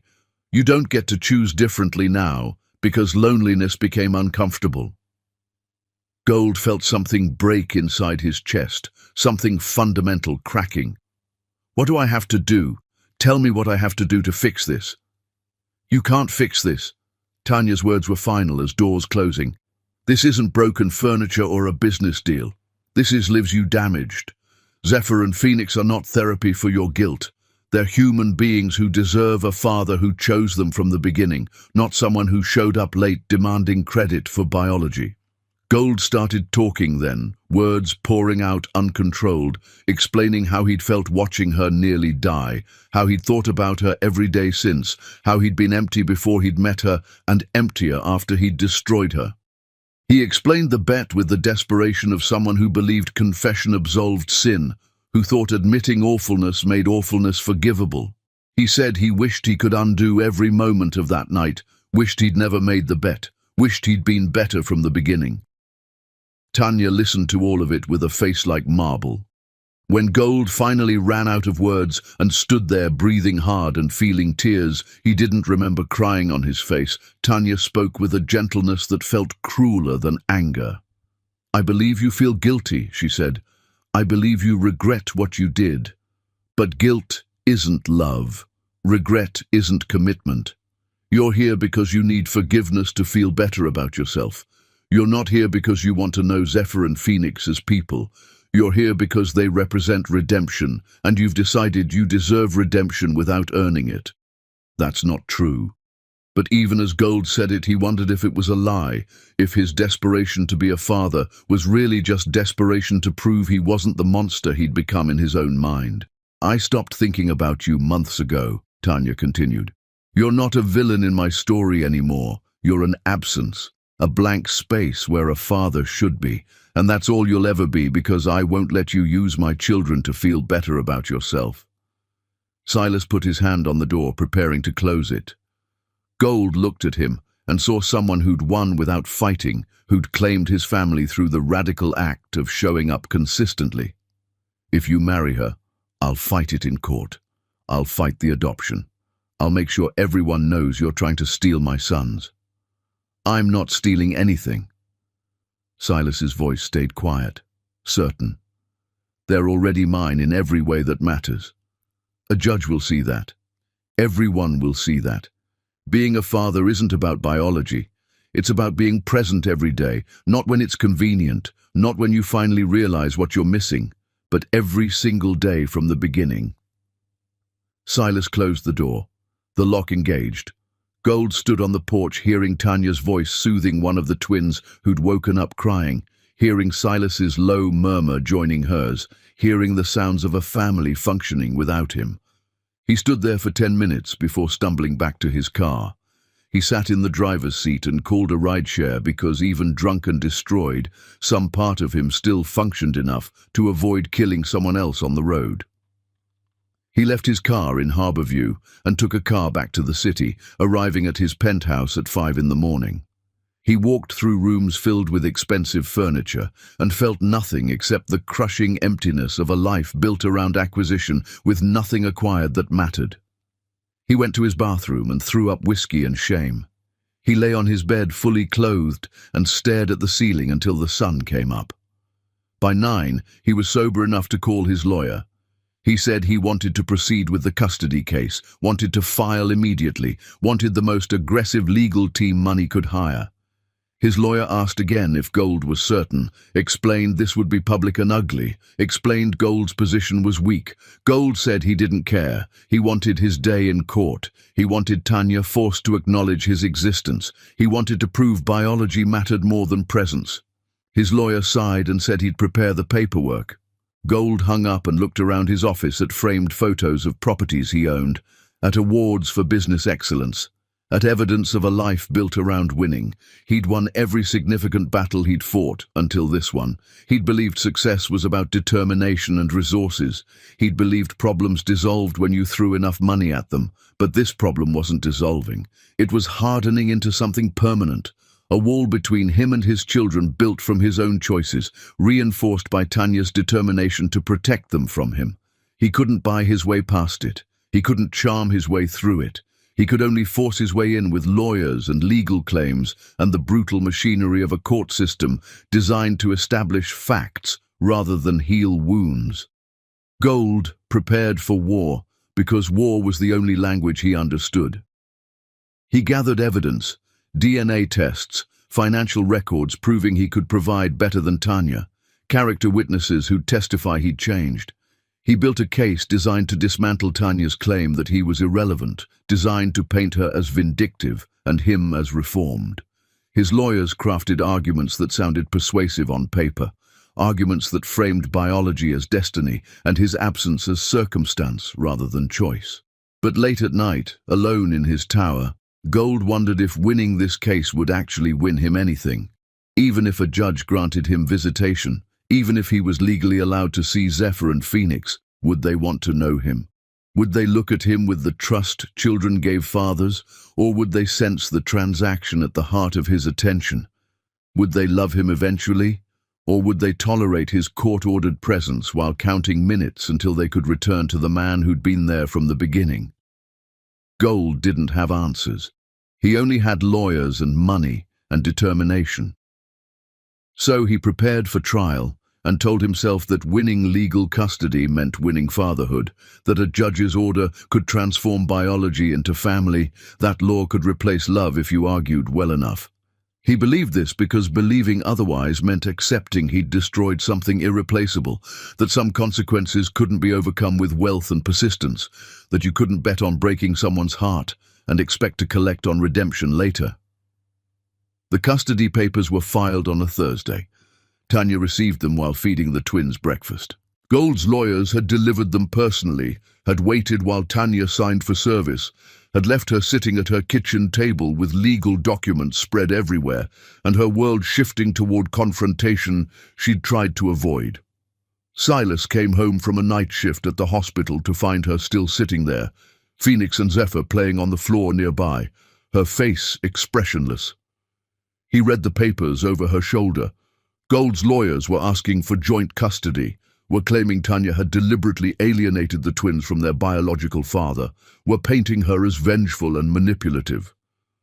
They'd included photographs of Gold, carefully chosen images showing him looking respectable and remorseful, nothing like the man who'd shown up drunk at midnight.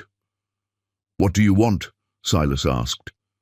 Tanya looked at her sons playing with blocks on the floor, looked at these small humans she'd created and protected and loved with ferocity that sometimes scared her. She thought about Gold's laughter on their wedding night, about bleeding out after giving birth alone, about every moment since when she'd chosen them over everything else. She looked at Silas, who'd been present without being asked, who'd loved without requiring reciprocity, who'd proven that kindness existed outside transaction. "I want to make sure he never touches my children," Tanya said. "I want them to know their worth isn't measured by whether someone who hurt me decides he wants to claim them. I want them to grow up safe." Silas knelt beside her chair and took her hand. "Then we make sure. We go to court. We tell the truth. We show any judge who'll listen that family is built, not claimed, and we win."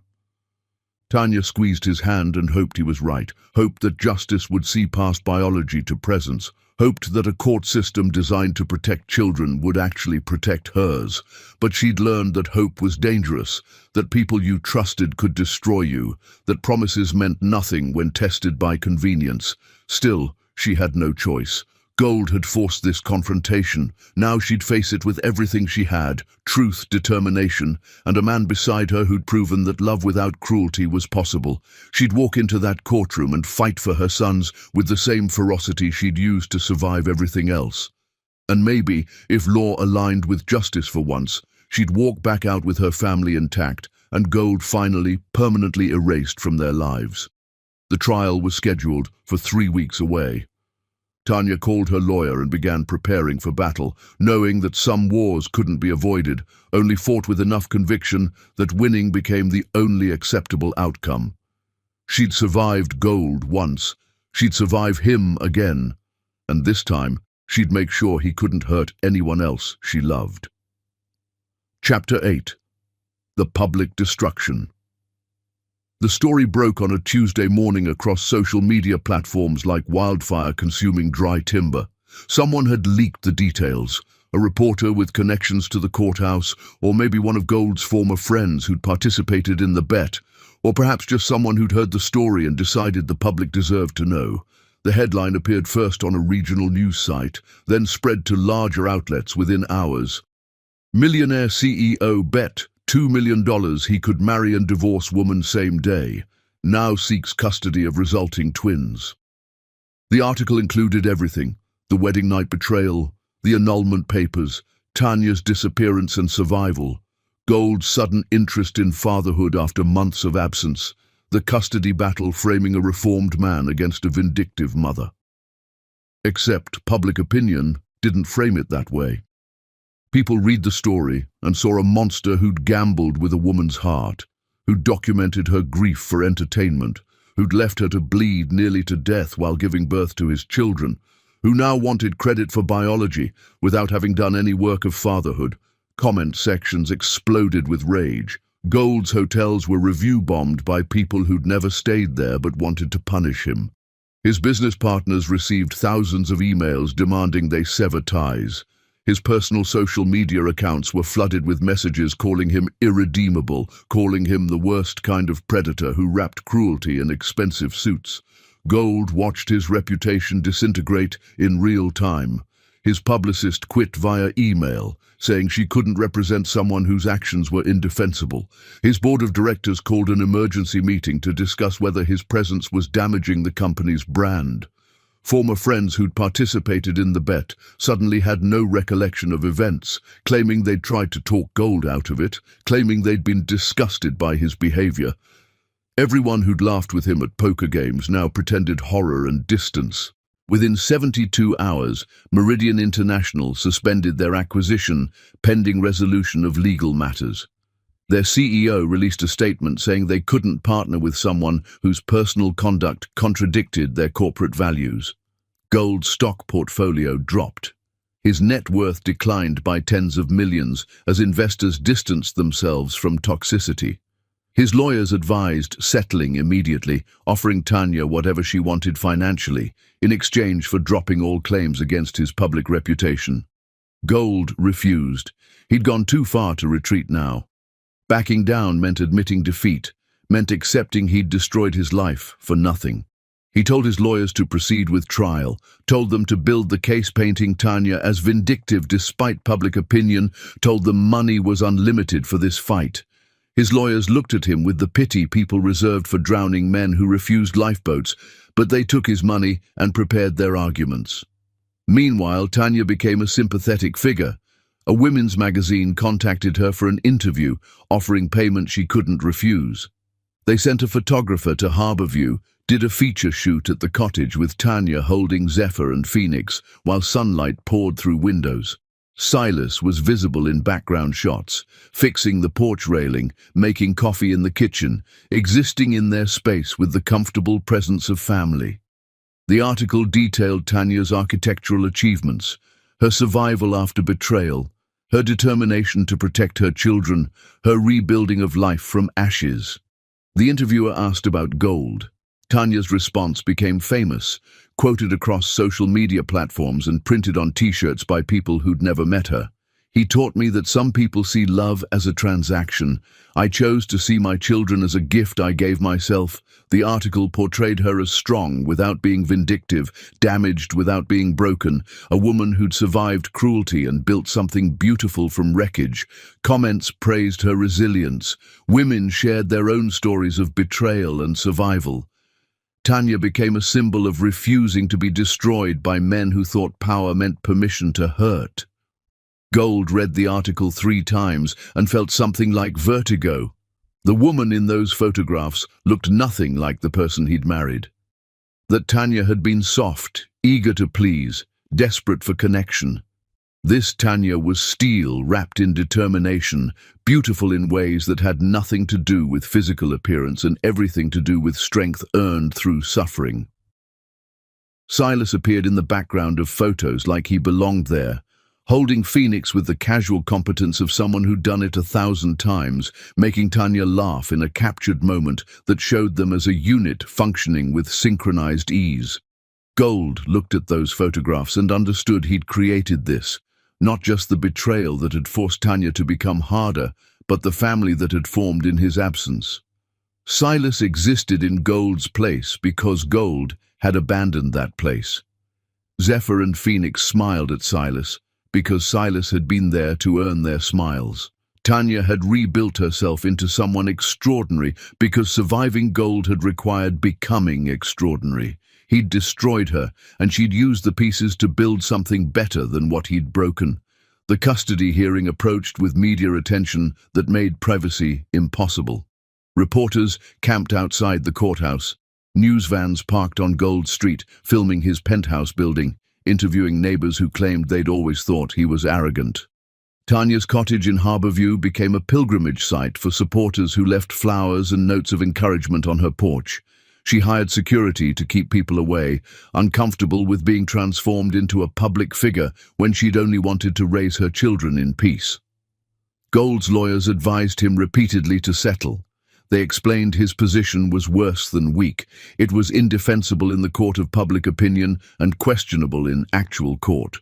Biology gave him some claim, but abandonment for months undermined that claim significantly. Tanya's lawyer had character witnesses, had documentation of her sole support, had Silas ready to testify about his role in the twins' lives. Gold's lawyers had DNA tests and arguments that parental alienation was abuse, that Tanya's refusal to include him was vengeful rather than protective. 1 week before trial, Gold met with his legal team in a conference room that felt like a bunker. They laid out the strategy: attack Tanya's character, paint her as someone who weaponized children, argue that biological fathers had rights regardless of past behavior.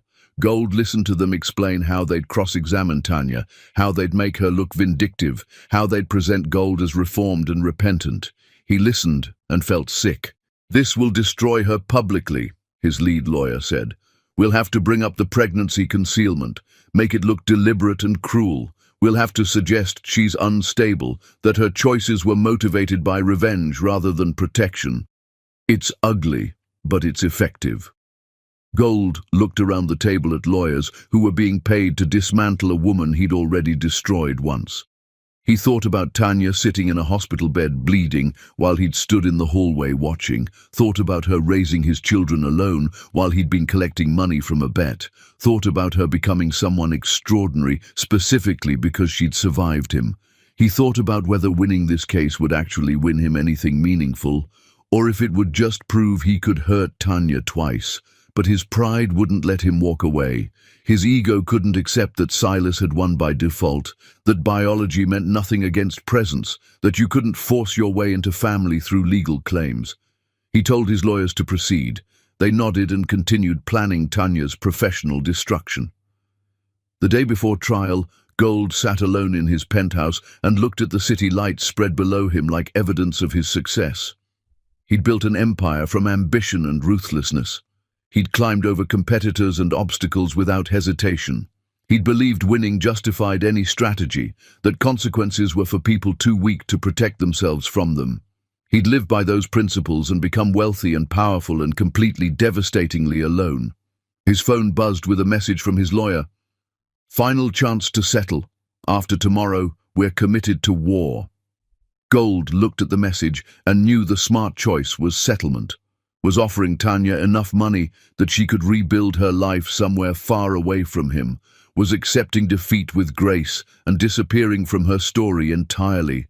But he'd never been good at accepting defeat. He'd never learned when fighting made things worse. He'd built his life around winning at any cost, and now that cost was going to be counted in a courtroom where everyone would see exactly who he'd become. Gold typed a response. "Proceed with trial." He sent it and sat in the dark, watching the city lights blur into meaningless patterns, understanding he'd crossed a threshold he couldn't uncross, that tomorrow would reveal him publicly as exactly what he'd always been privately.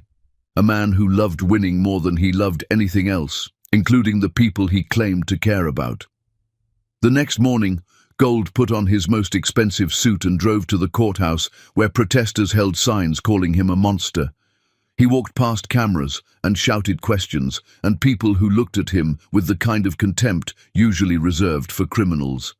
He entered the courtroom where Tanya sat with her lawyer, where Silas sat in the gallery holding Zephyr while a social worker held Phoenix, where his entire life was about to be examined and judged by strangers who'd already decided he was irredeemable. He sat at the defendant's table and waited for his name to be called, waited for the battle to begin, waited to discover if law cared about biology or presence, if judges ruled based on rights or earned trust, if you could force your way into family, or if family only existed when built deliberately from love and time, and the radical act of showing up. He waited and understood that regardless of what the judge decided, he'd already lost everything that mattered. The question now was whether he'd lose legally too, or if law would grant him a victory that felt hollow because winning through force wasn't really winning at all. The bailiff called the court to order. The judge entered. The trial began. And Goldsmith discovered that some consequences couldn't be avoided through wealth or charm or determination. Some consequences just existed, permanent and devastating. Reminders that actions had weight and choices had costs, and cruelty always came back around eventually, dressed in courtroom formality and carrying the power to take away everything you'd decided too late that you wanted. Chapter 9. The Proposal and the Decision. Silas Hartwell proposed to Tanya Finch on a Wednesday evening while washing dishes in her small kitchen, the twins finally asleep after an exhausting day. There had been no planning, no grand gesture, no dramatic setup.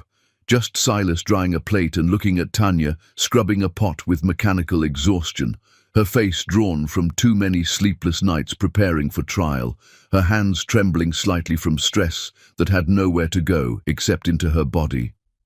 He'd been thinking about the proposal for weeks, had bought the ring a month ago and kept it in his pocket, waiting for the right moment. Then he'd realized there would never be a perfect moment, that waiting for ideal circumstances meant never acting, that love didn't require perfect timing, it just required honesty. "Marry me," he'd said, setting down the dish towel and pulling the small box from his pocket. "I love you. I love them. Let me be your family officially." Tanya had stared at the ring like it was something from another planet. Something that didn't belong in her kitchen with its chipped counters and second-hand appliances. Her hands had gone still in the soapy water. She'd looked at the ring, then at Silas, then back at the ring, and then she'd started crying, not delicate tears but the kind of sobbing that came from somewhere deep and broken, the kind that suggested she'd been holding herself together through pure will, and the will had finally cracked. Silas had put the ring on the counter and held her while she fell apart. She'd pressed her face into his chest and cried like she hadn't cried since the wedding night, like all the tears she'd saved for 9 months were escaping at once. He'd held her and said nothing because there was nothing to say. Sometimes people needed to break before they could rebuild, needed to release what they'd been carrying before they could accept something new. When she'd finally stopped, When she'd pulled back and wiped her face with embarrassment that came from letting someone see complete vulnerability, Tanya had picked up the ring box and held it without opening it. "I don't know if I can do this," she'd whispered. "I don't know if I can trust this." "You don't have to decide tonight," Silas had said. "Take the time you need. I'll be here tomorrow, and the day after, and every day following. I'm not going anywhere, regardless of your answer."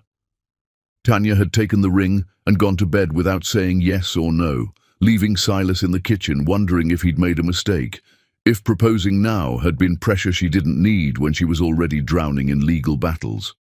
He'd gone back to his own cottage and lain awake thinking about Grace, silently asking his dead wife if this was okay, if moving forward meant leaving her behind. He'd gotten no answer because dead people didn't answer questions, but he'd felt something like peace, like permission to keep living even when living meant loving someone else. Over the next days, Silas watched Tanya test him in small ways, being difficult when she was usually accommodating, pulling back when she was usually open, saying things designed to provoke reaction. He recognized the pattern. She was checking if he'd stay when she wasn't easy, if his presence was conditional on her being grateful and manageable. He'd responded by staying exactly the same, patient, present, unwavering.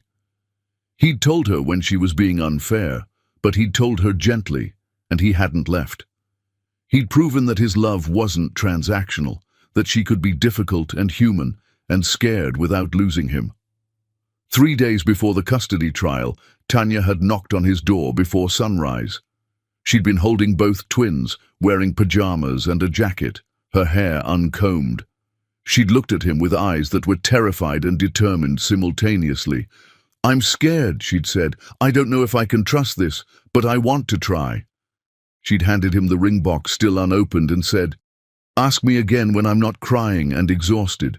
Silas had taken the box and asked her right there in his doorway at dawn, with babies between them and their breath visible in morning cold. "Tanya Finch, will you marry me?"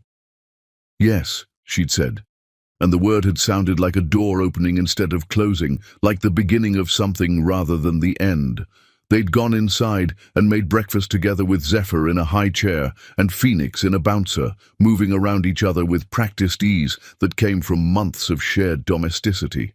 They'd eaten eggs and toast while the twins babbled and threw food, and it had felt more real than any grand romantic gesture could have felt. Just two damaged people choosing each other deliberately, choosing to build family from intention, rather than waiting for it to arrive perfectly formed. They'd set the wedding date for the week after trial, regardless of outcome. Small ceremony at a chapel by the ocean. Just them and the twins, and a handful of Silas's colleagues who'd become friends. Tanya had started designing her dress that afternoon, sketching in her architecture notebook between trial preparation notes, creating something simple that wouldn't feel like mockery of the wedding dress that had become costume for cruelty. Silas had filed adoption paperwork that would be finalized after marriage, establishing legal parenthood that would protect the twins if anything happened to Tanya, creating family through choice and documentation rather than just biology. Jennifer Moss, Tanya's lawyer, had been pleased when Tanya told her about the engagement. She'd explained that having Silas as a legal step-parent would strengthen their case dramatically, would show the judge that the twins had a stable two-parent home, would demonstrate that gold was unnecessary rather than essential. She'd filed motions updating their case to include Silas's pending adoption, had gathered character references from his colleagues about his presence in the twins' lives, had built a narrative about earned fatherhood versus biological claims. But the engagement also made Gold desperate. When his lawyers informed him that Tanya was planning to marry Silas and allow adoption, Gold had responded with fury that made his legal team nervous. He'd demanded they find ways to block the adoption, to argue that step-parent adoption was parental alienation, to make the case that Tanya was trying to erase him systematically. His lawyers had explained that judges generally favored stable two-parent homes, that blocking an adoption would make Gold look possessive rather than caring, that fighting this would damage his case more than help it. Gold hadn't cared. He'd told them to fight everything, to block every path Tanya tried to take, to make sure she understood he wouldn't be erased. His lawyers had exchanged glances that suggested they were representing a man too prideful to recognize when he'd lost, but they'd taken his money and filed motions that would be denied but would slow the process, would make Tanya's path harder, would punish her for choosing someone else. The night before trial, Gold had shown up at Tanya's cottage one final time. Tanya had been inside with Silas, both of them going over testimony notes while the twins slept. They'd heard the car pull up, had seen Gold through the window, standing at the edge of her property like he was afraid to come closer. Silas had wanted to call the police, but Tanya had stopped him. She'd gone outside alone to face Gold one last time before facing him in court. They'd stood in her front yard under stars, far enough from the cottage that Silas couldn't hear them, close enough that he could see them through the window. Gold had looked terrible, expensive suit wrinkled, hair disheveled, face haggard from too many sleepless nights. He'd stared at Tanya for a long moment before speaking. "If you marry him and let him adopt them, I'll never stop fighting," Gold had said. "I'll appeal every decision. I'll make your life hell for years. I'll use every resource I have to make sure you never know peace." Tanya had looked at him without expression. "You've already made my life hell. You did that the night you laughed while I signed divorce papers. Everything since has just been me surviving what you started. You can't threaten me with more of what I've already endured. Those are my sons." Gold's voice had cracked on the words. "My blood, my biology. You can't just erase me." "I'm not erasing you," Tanya had said. "You were never written into their story to begin with. Biology isn't fatherhood. Showing up when it's convenient isn't parenting. You're a stranger who shares their DNA. Silas is their father because he chose them every single day. That's the difference you'll never understand." Gold had stood there breathing hard, looking like a man watching everything he'd decided too late he wanted slip through his fingers. "I made a mistake, one mistake. How long do I have to pay for it?" "You didn't make one mistake," Tanya had said, her voice gentle in a way that felt crueler than anger. "You made 1,000 small choices that led to one catastrophic moment. You chose to make a bet. You chose to pursue me specifically because you thought I was vulnerable. You chose to learn my pain and use it to manipulate me. You chose to laugh when I signed papers that broke my heart. Every one of those was a separate decision. And then you made 1,000 more choices to stay away after you knew about the pregnancy. You don't get to reduce all of that to one mistake and claim you've paid enough." She turned and walked back toward the cottage, where Silas stood in the doorway with light behind him, where her children slept in cribs they'd outgrow soon, where her life existed complete without Gold in it. She'd paused at the porch steps and looked back at him one final time. "I hope you find peace," she'd said. "I hope you learn to live with what you did, but you'll do it without us. We're done being your redemption project." She'd gone inside and locked the door. Gold had stood in her yard for 30 minutes before getting in his car and driving away. Tanya had watched him leave from the window, Silas's arms around her waist, and felt something like relief. Tomorrow in court, she'd tell the truth.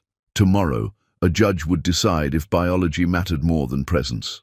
Tomorrow, she'd fight for her children with everything she had.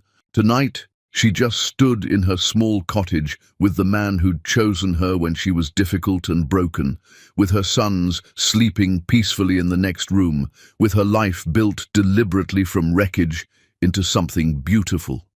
She thought about the woman she'd been on her first wedding night, naive, trusting, desperate to be loved.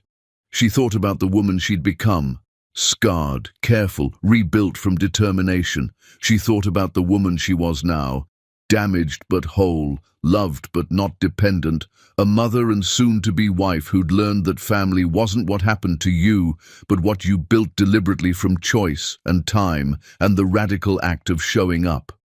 "Tomorrow's going to be hard," Silas said quietly, his chin resting on her shoulder. "I know," Tanya said, "but we'll get through it. We've gotten through everything else." She turned in his arms and kissed him, And it felt nothing like kissing Gold had felt. No performance, no calculation, just two people who'd chosen each other despite every reason not to trust again. They stood in the kitchen where he'd proposed, where they'd made 1,000 meals together, where they'd built family from ordinary moments that added up to extraordinary love. Tomorrow, they'd fight. Tonight, they just existed together, whole and certain, ready to face whatever came next. Because some battles couldn't be avoided. They could only be fought with enough conviction that winning became inevitable. And Tanya had learned how to fight by surviving everything Gold had done to her. Now she'd use that same strength to make sure he never touched another thing she loved. Chapter 10. The Verdict of Love. The courtroom smelled like old wood and the collective anxiety of people whose lives were being decided by strangers in black robes. Tanya sat at the plaintiff's table with Jennifer Moss beside her, wearing a professional dress she'd borrowed from one of Silas's colleagues because her own clothes were too worn for court appearances. Behind her in the gallery, Silas sat holding Zephyr while a social worker held Phoenix. The twins were 9 months old now, starting to babble words that almost meant something, recognizing faces and voices, developing personalities that would shape who they became. Zephyr was cautious, studying things before touching them. Phoenix was bold, grabbing everything within reach.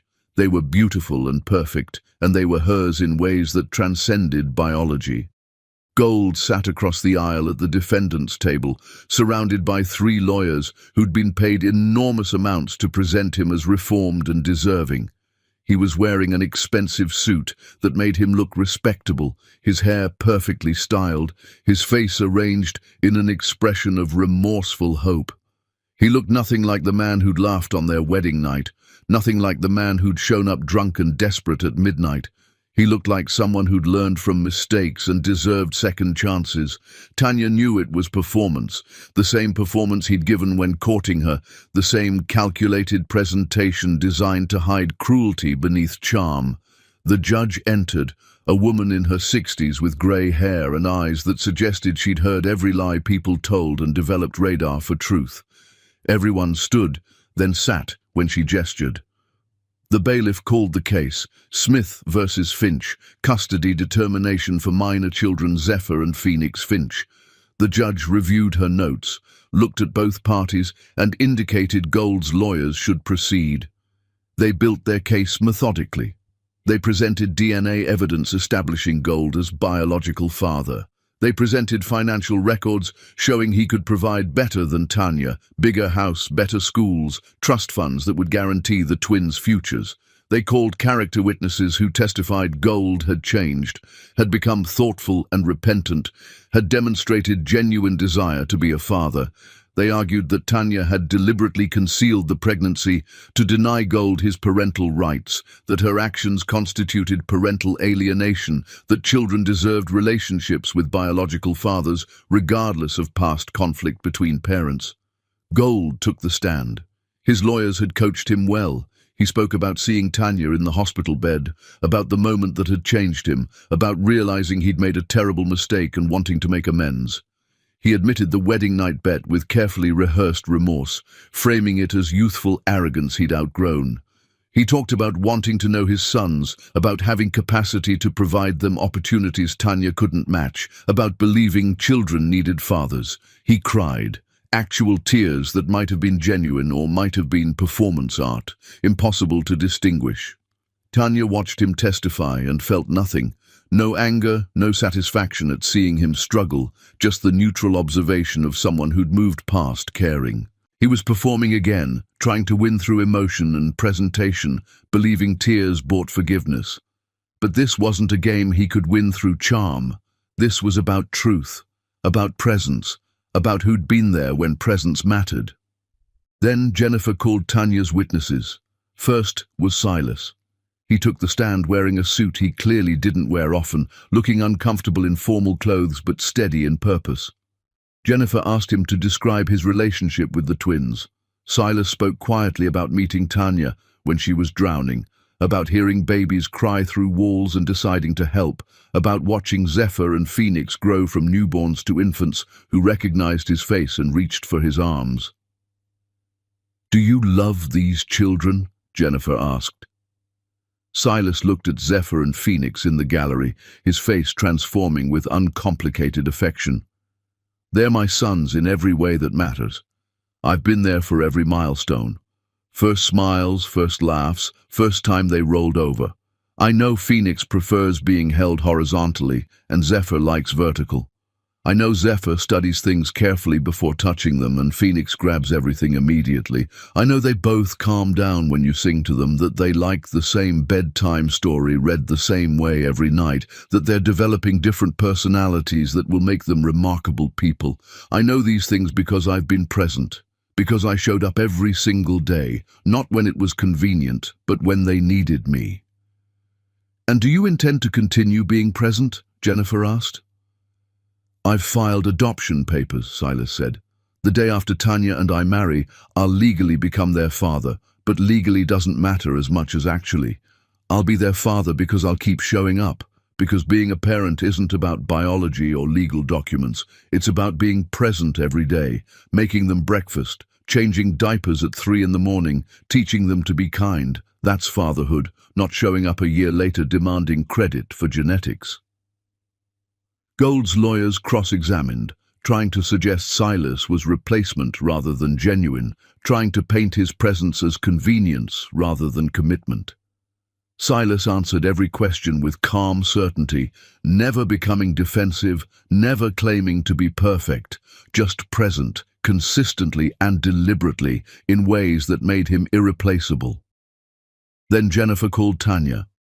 She walked to the stand, feeling every eye in the courtroom on her, feeling the weight of this moment that would determine her children's futures. She placed her hand on the Bible and swore to tell the truth, then sat and looked at Jennifer with determination that came from surviving everything else. Jennifer walked her through the timeline. Meeting Gold, the whirlwind courtship, the wedding night betrayal. Tanya spoke clearly, factually, no embellishment or drama. She described Gold explaining the bet, his laughter, the annulment papers signed while she still wore her dress. She described discovering she was pregnant, making the decision to disappear, building a life alone. She described going into labor with no one present, nearly dying while giving birth, recovering while caring for newborn twins with no support. "Why didn't you tell Mr. Smith about the pregnancy?" Jennifer asked. "Because he'd made it clear that our relationship was entertainment, that I was a character in a story he was telling for money and laughs," Tanya said. "I couldn't trust him with something as important as children. I chose to protect them from cruelty I'd already experienced. I chose them over any obligation to a man who'd chosen a bet over me." "Do you believe Mr. Smith has changed?" Jennifer asked. Tanya looked at Gold directly for the first time during trial. He was watching her with an expression that might have been hope or might have been fear. "I believe he feels guilty," she said. "I believe he regrets what he did. But guilt isn't the same as change. Change means being different before you need redemption, not after consequences become uncomfortable. He wants access to my children because they represent absolution. Because having them forgive him means he can forgive himself. He's not here because he loves them. He's here because he needs them." Gold's lawyers objected. The judge overruled and told Tanya to continue. "My children aren't therapy," Tanya said. "They're human beings who deserve a father who chose them from the beginning, who was present through hard things, who earned trust through consistency. Silas is that father. Goldsmith is a stranger who shares their DNA. Biology isn't love. Presence is love. And presence is the only thing that matters." Gold's lawyers cross-examined brutally, exactly as they'd promised. They asked why she'd concealed the pregnancy, suggesting vindictiveness rather than protection. They asked about her financial struggles, suggesting she was denying the twins' opportunities by refusing Gold's support. They asked if she was using the children to punish Gold for hurting her. They painted her as vengeful, as someone weaponizing children against their biological father. Tanya answered every question with steady calm. No, she wasn't being vindictive. She was being protective. No, her financial situation didn't make her a bad mother. It made her someone who worked hard to provide what her children needed. No, she wasn't weaponizing the twins.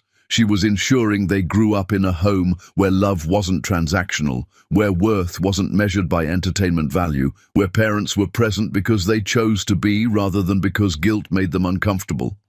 When the lawyers finally finished, when they'd exhausted their attempts to make her look unstable or cruel, Tanya stepped down from the witness stand feeling exhausted but certain.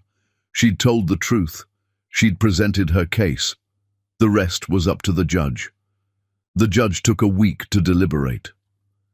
During that week, Tanya and Silas prepared for their wedding, setting up a small ceremony at a chapel by the ocean, arranging flowers and simple decorations, writing vows that felt true rather than traditional.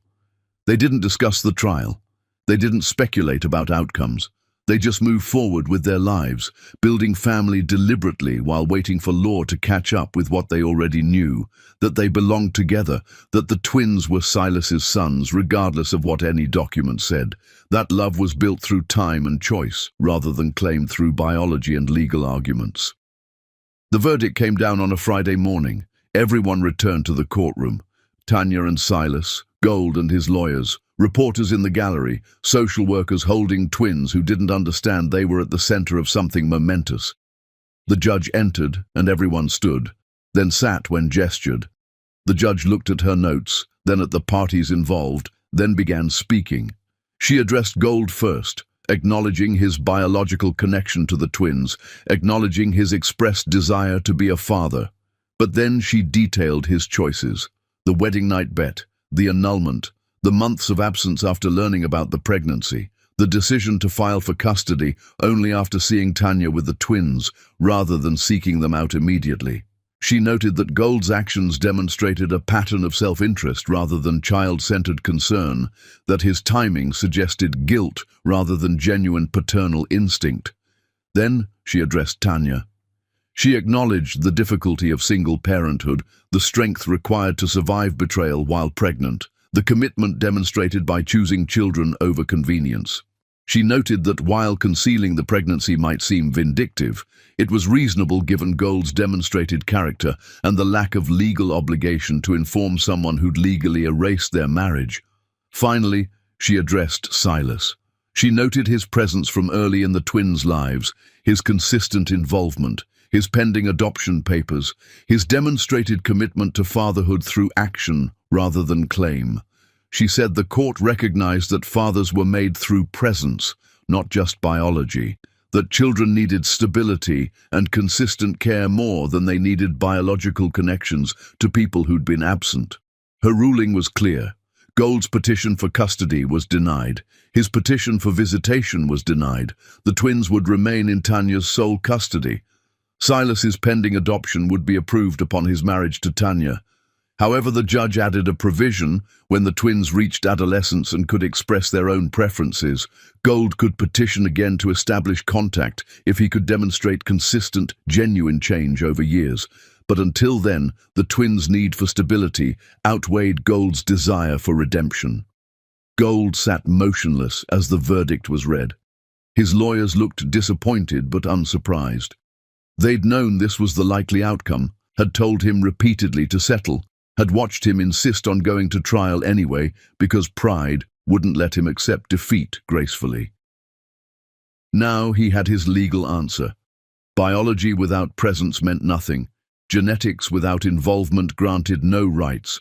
Wanting to be a father after abandonment didn't create entitlement to fatherhood.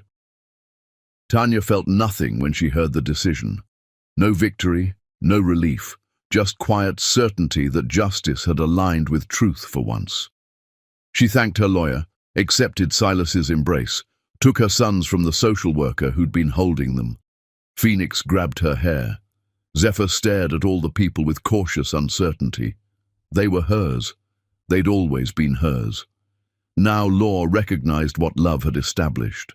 That evening, Tanya and Silas married at a chapel by the ocean, with sunset painting the sky orange and pink behind them. The ceremony was simple: an officiant reading traditional vows, Silas's colleagues serving as witnesses, the twins in little suits held by a friend who stood nearby. When the officiant asked if Tanya took Silas as her husband, she said yes without hesitation, her voice strong and certain. When Silas kissed her, Phoenix started babbling and Zephyr joined in, and everyone laughed at the twins' commentary on their parents' marriage. After the ceremony, they stood on the beach, Tanya in her simple dress, Silas in his suit, both holding babies who were getting too big to be called babies much longer. A photographer captured the moment, and Tanya thought about contrasts. Her first wedding in an expensive hotel, alone in a crowd, wearing a dress that cost thousands and meant nothing. This wedding on a beach, surrounded by a handful of people who actually cared, wearing a dress she'd designed herself that cost almost nothing and meant everything. "Are you happy?" Silas asked quietly, holding Zephyr against his shoulder while the baby pulled at his collar. "I didn't think I'd ever be happy again," Tanya said honestly. "After Gold, I thought happiness was something that happened to other people. But this feels right. It feels real. It feels like something I built rather than something that happened to me." "You did build it," Silas said. "You survived something that would have destroyed other people. You took wreckage and made it into family. That takes strength most people never develop." Tanya looked at the ocean, at the horizon where water met sky, and thought about the woman she'd been standing on a bridge deciding whether to jump. That woman had chosen life because of two cells dividing inside her body. Those cells had become Zephyr and Phoenix. Those twins had forced her to keep living when living seemed impossible. And living had led to Silas, to this moment, to understanding that revenge wasn't about destroying the person who hurt you. It was about building a life so beautiful they became irrelevant. Gold watched from his car at the edge of the beach parking lot. His investigator had told him about the wedding. He'd come because he couldn't not come, couldn't stop himself from seeing what he'd lost become official. He watched Tanya in her simple dress, watched Silas lift Phoenix into his arms, watched the four of them walk back toward the chapel as the sun set and cast everything in gold light that felt like mockery. He'd lost. The verdict had made it official. Biology meant nothing without presence. Genetics granted no rights without earned trust. He'd thrown away his chance before he'd known it was a chance, and now someone else was collecting what should have been his. His sons would grow up calling Silas father. They'd learn to walk holding his hands. They'd be shaped by his values, protected by his presence, loved by his consistency. Gold would be nothing to them, not even a villain. Just an absence, a blank space in their origin story. He started his car and drove away from the beach, from the chapel, from the family he'd destroyed before it could exist. He drove back to his city, to his penthouse, to his empty life built from success that felt stupid now. Money didn't fix this. Power didn't change this. He'd learned the hard way that some things couldn't be bought or forced or claimed. They could only be earned through time and presence and the choice to show up every single day. Months passed. Silas's adoption finalized. The family prepared to move to London for Tanya's international project, packing up the cottage that had been home during their hardest days. Zephyr and Phoenix learned to walk, stumbling around the living room while their parents cheered every wobbly step. They said their first words, Mama and Dada, pointing at Tanya and Silas with certainty about who their parents were. On a Tuesday morning while packing boxes, Tanya's phone buzzed with a message from an unknown number. She opened it out of habit and found a text from Gold. "I'm sorry. I hope they have a good life." She read it once, felt nothing except faint surprise that he'd finally said something without demanding anything in return, and deleted it. She didn't respond. She didn't need to. That chapter had closed the day the judge ruled, had ended the day she'd married Silas, had finished the moment she'd understood that moving forward meant not looking back. She went to help Silas pack toys while Phoenix pulled himself up on furniture and Zephyr examined a cardboard box with serious concentration. Her sons, her husband, her family built deliberately from choice rather than accident. They'd move to London, build new lives, create memories in places that had no connection to Goldsmith. They'd be happy not because they'd destroyed him, but because they'd made him irrelevant through the simple act of building something beautiful he'd never touch. That was revenge, not forgiveness that let him off the hook, not hatred that kept him present in her thoughts, but indifference born from genuine happiness. She'd survived his cruelty and built an empire of love from the ashes. He'd remain alone in his tower made of glass and money and regret, while she'd live fully in a cottage made of laughter and presence and the radical choice to keep showing up. Tanya laughed at something Silas said. Phoenix tugged at her dress. Zephyr babbled nonsense that almost sounded like sentences. And somewhere far away, Goldsmith disappeared into irrelevance, while the family he'd destroyed rebuilt into something better than he'd ever deserved to be part of. The greatest revenge was not forgiveness. It was building a life so beautiful, the person who hurt you became a footnote in your origin story. Present, but unimportant. Mentioned, but not mourned. The villain who lost not because you destroyed him, but because you simply stopped caring whether he existed at all. The end.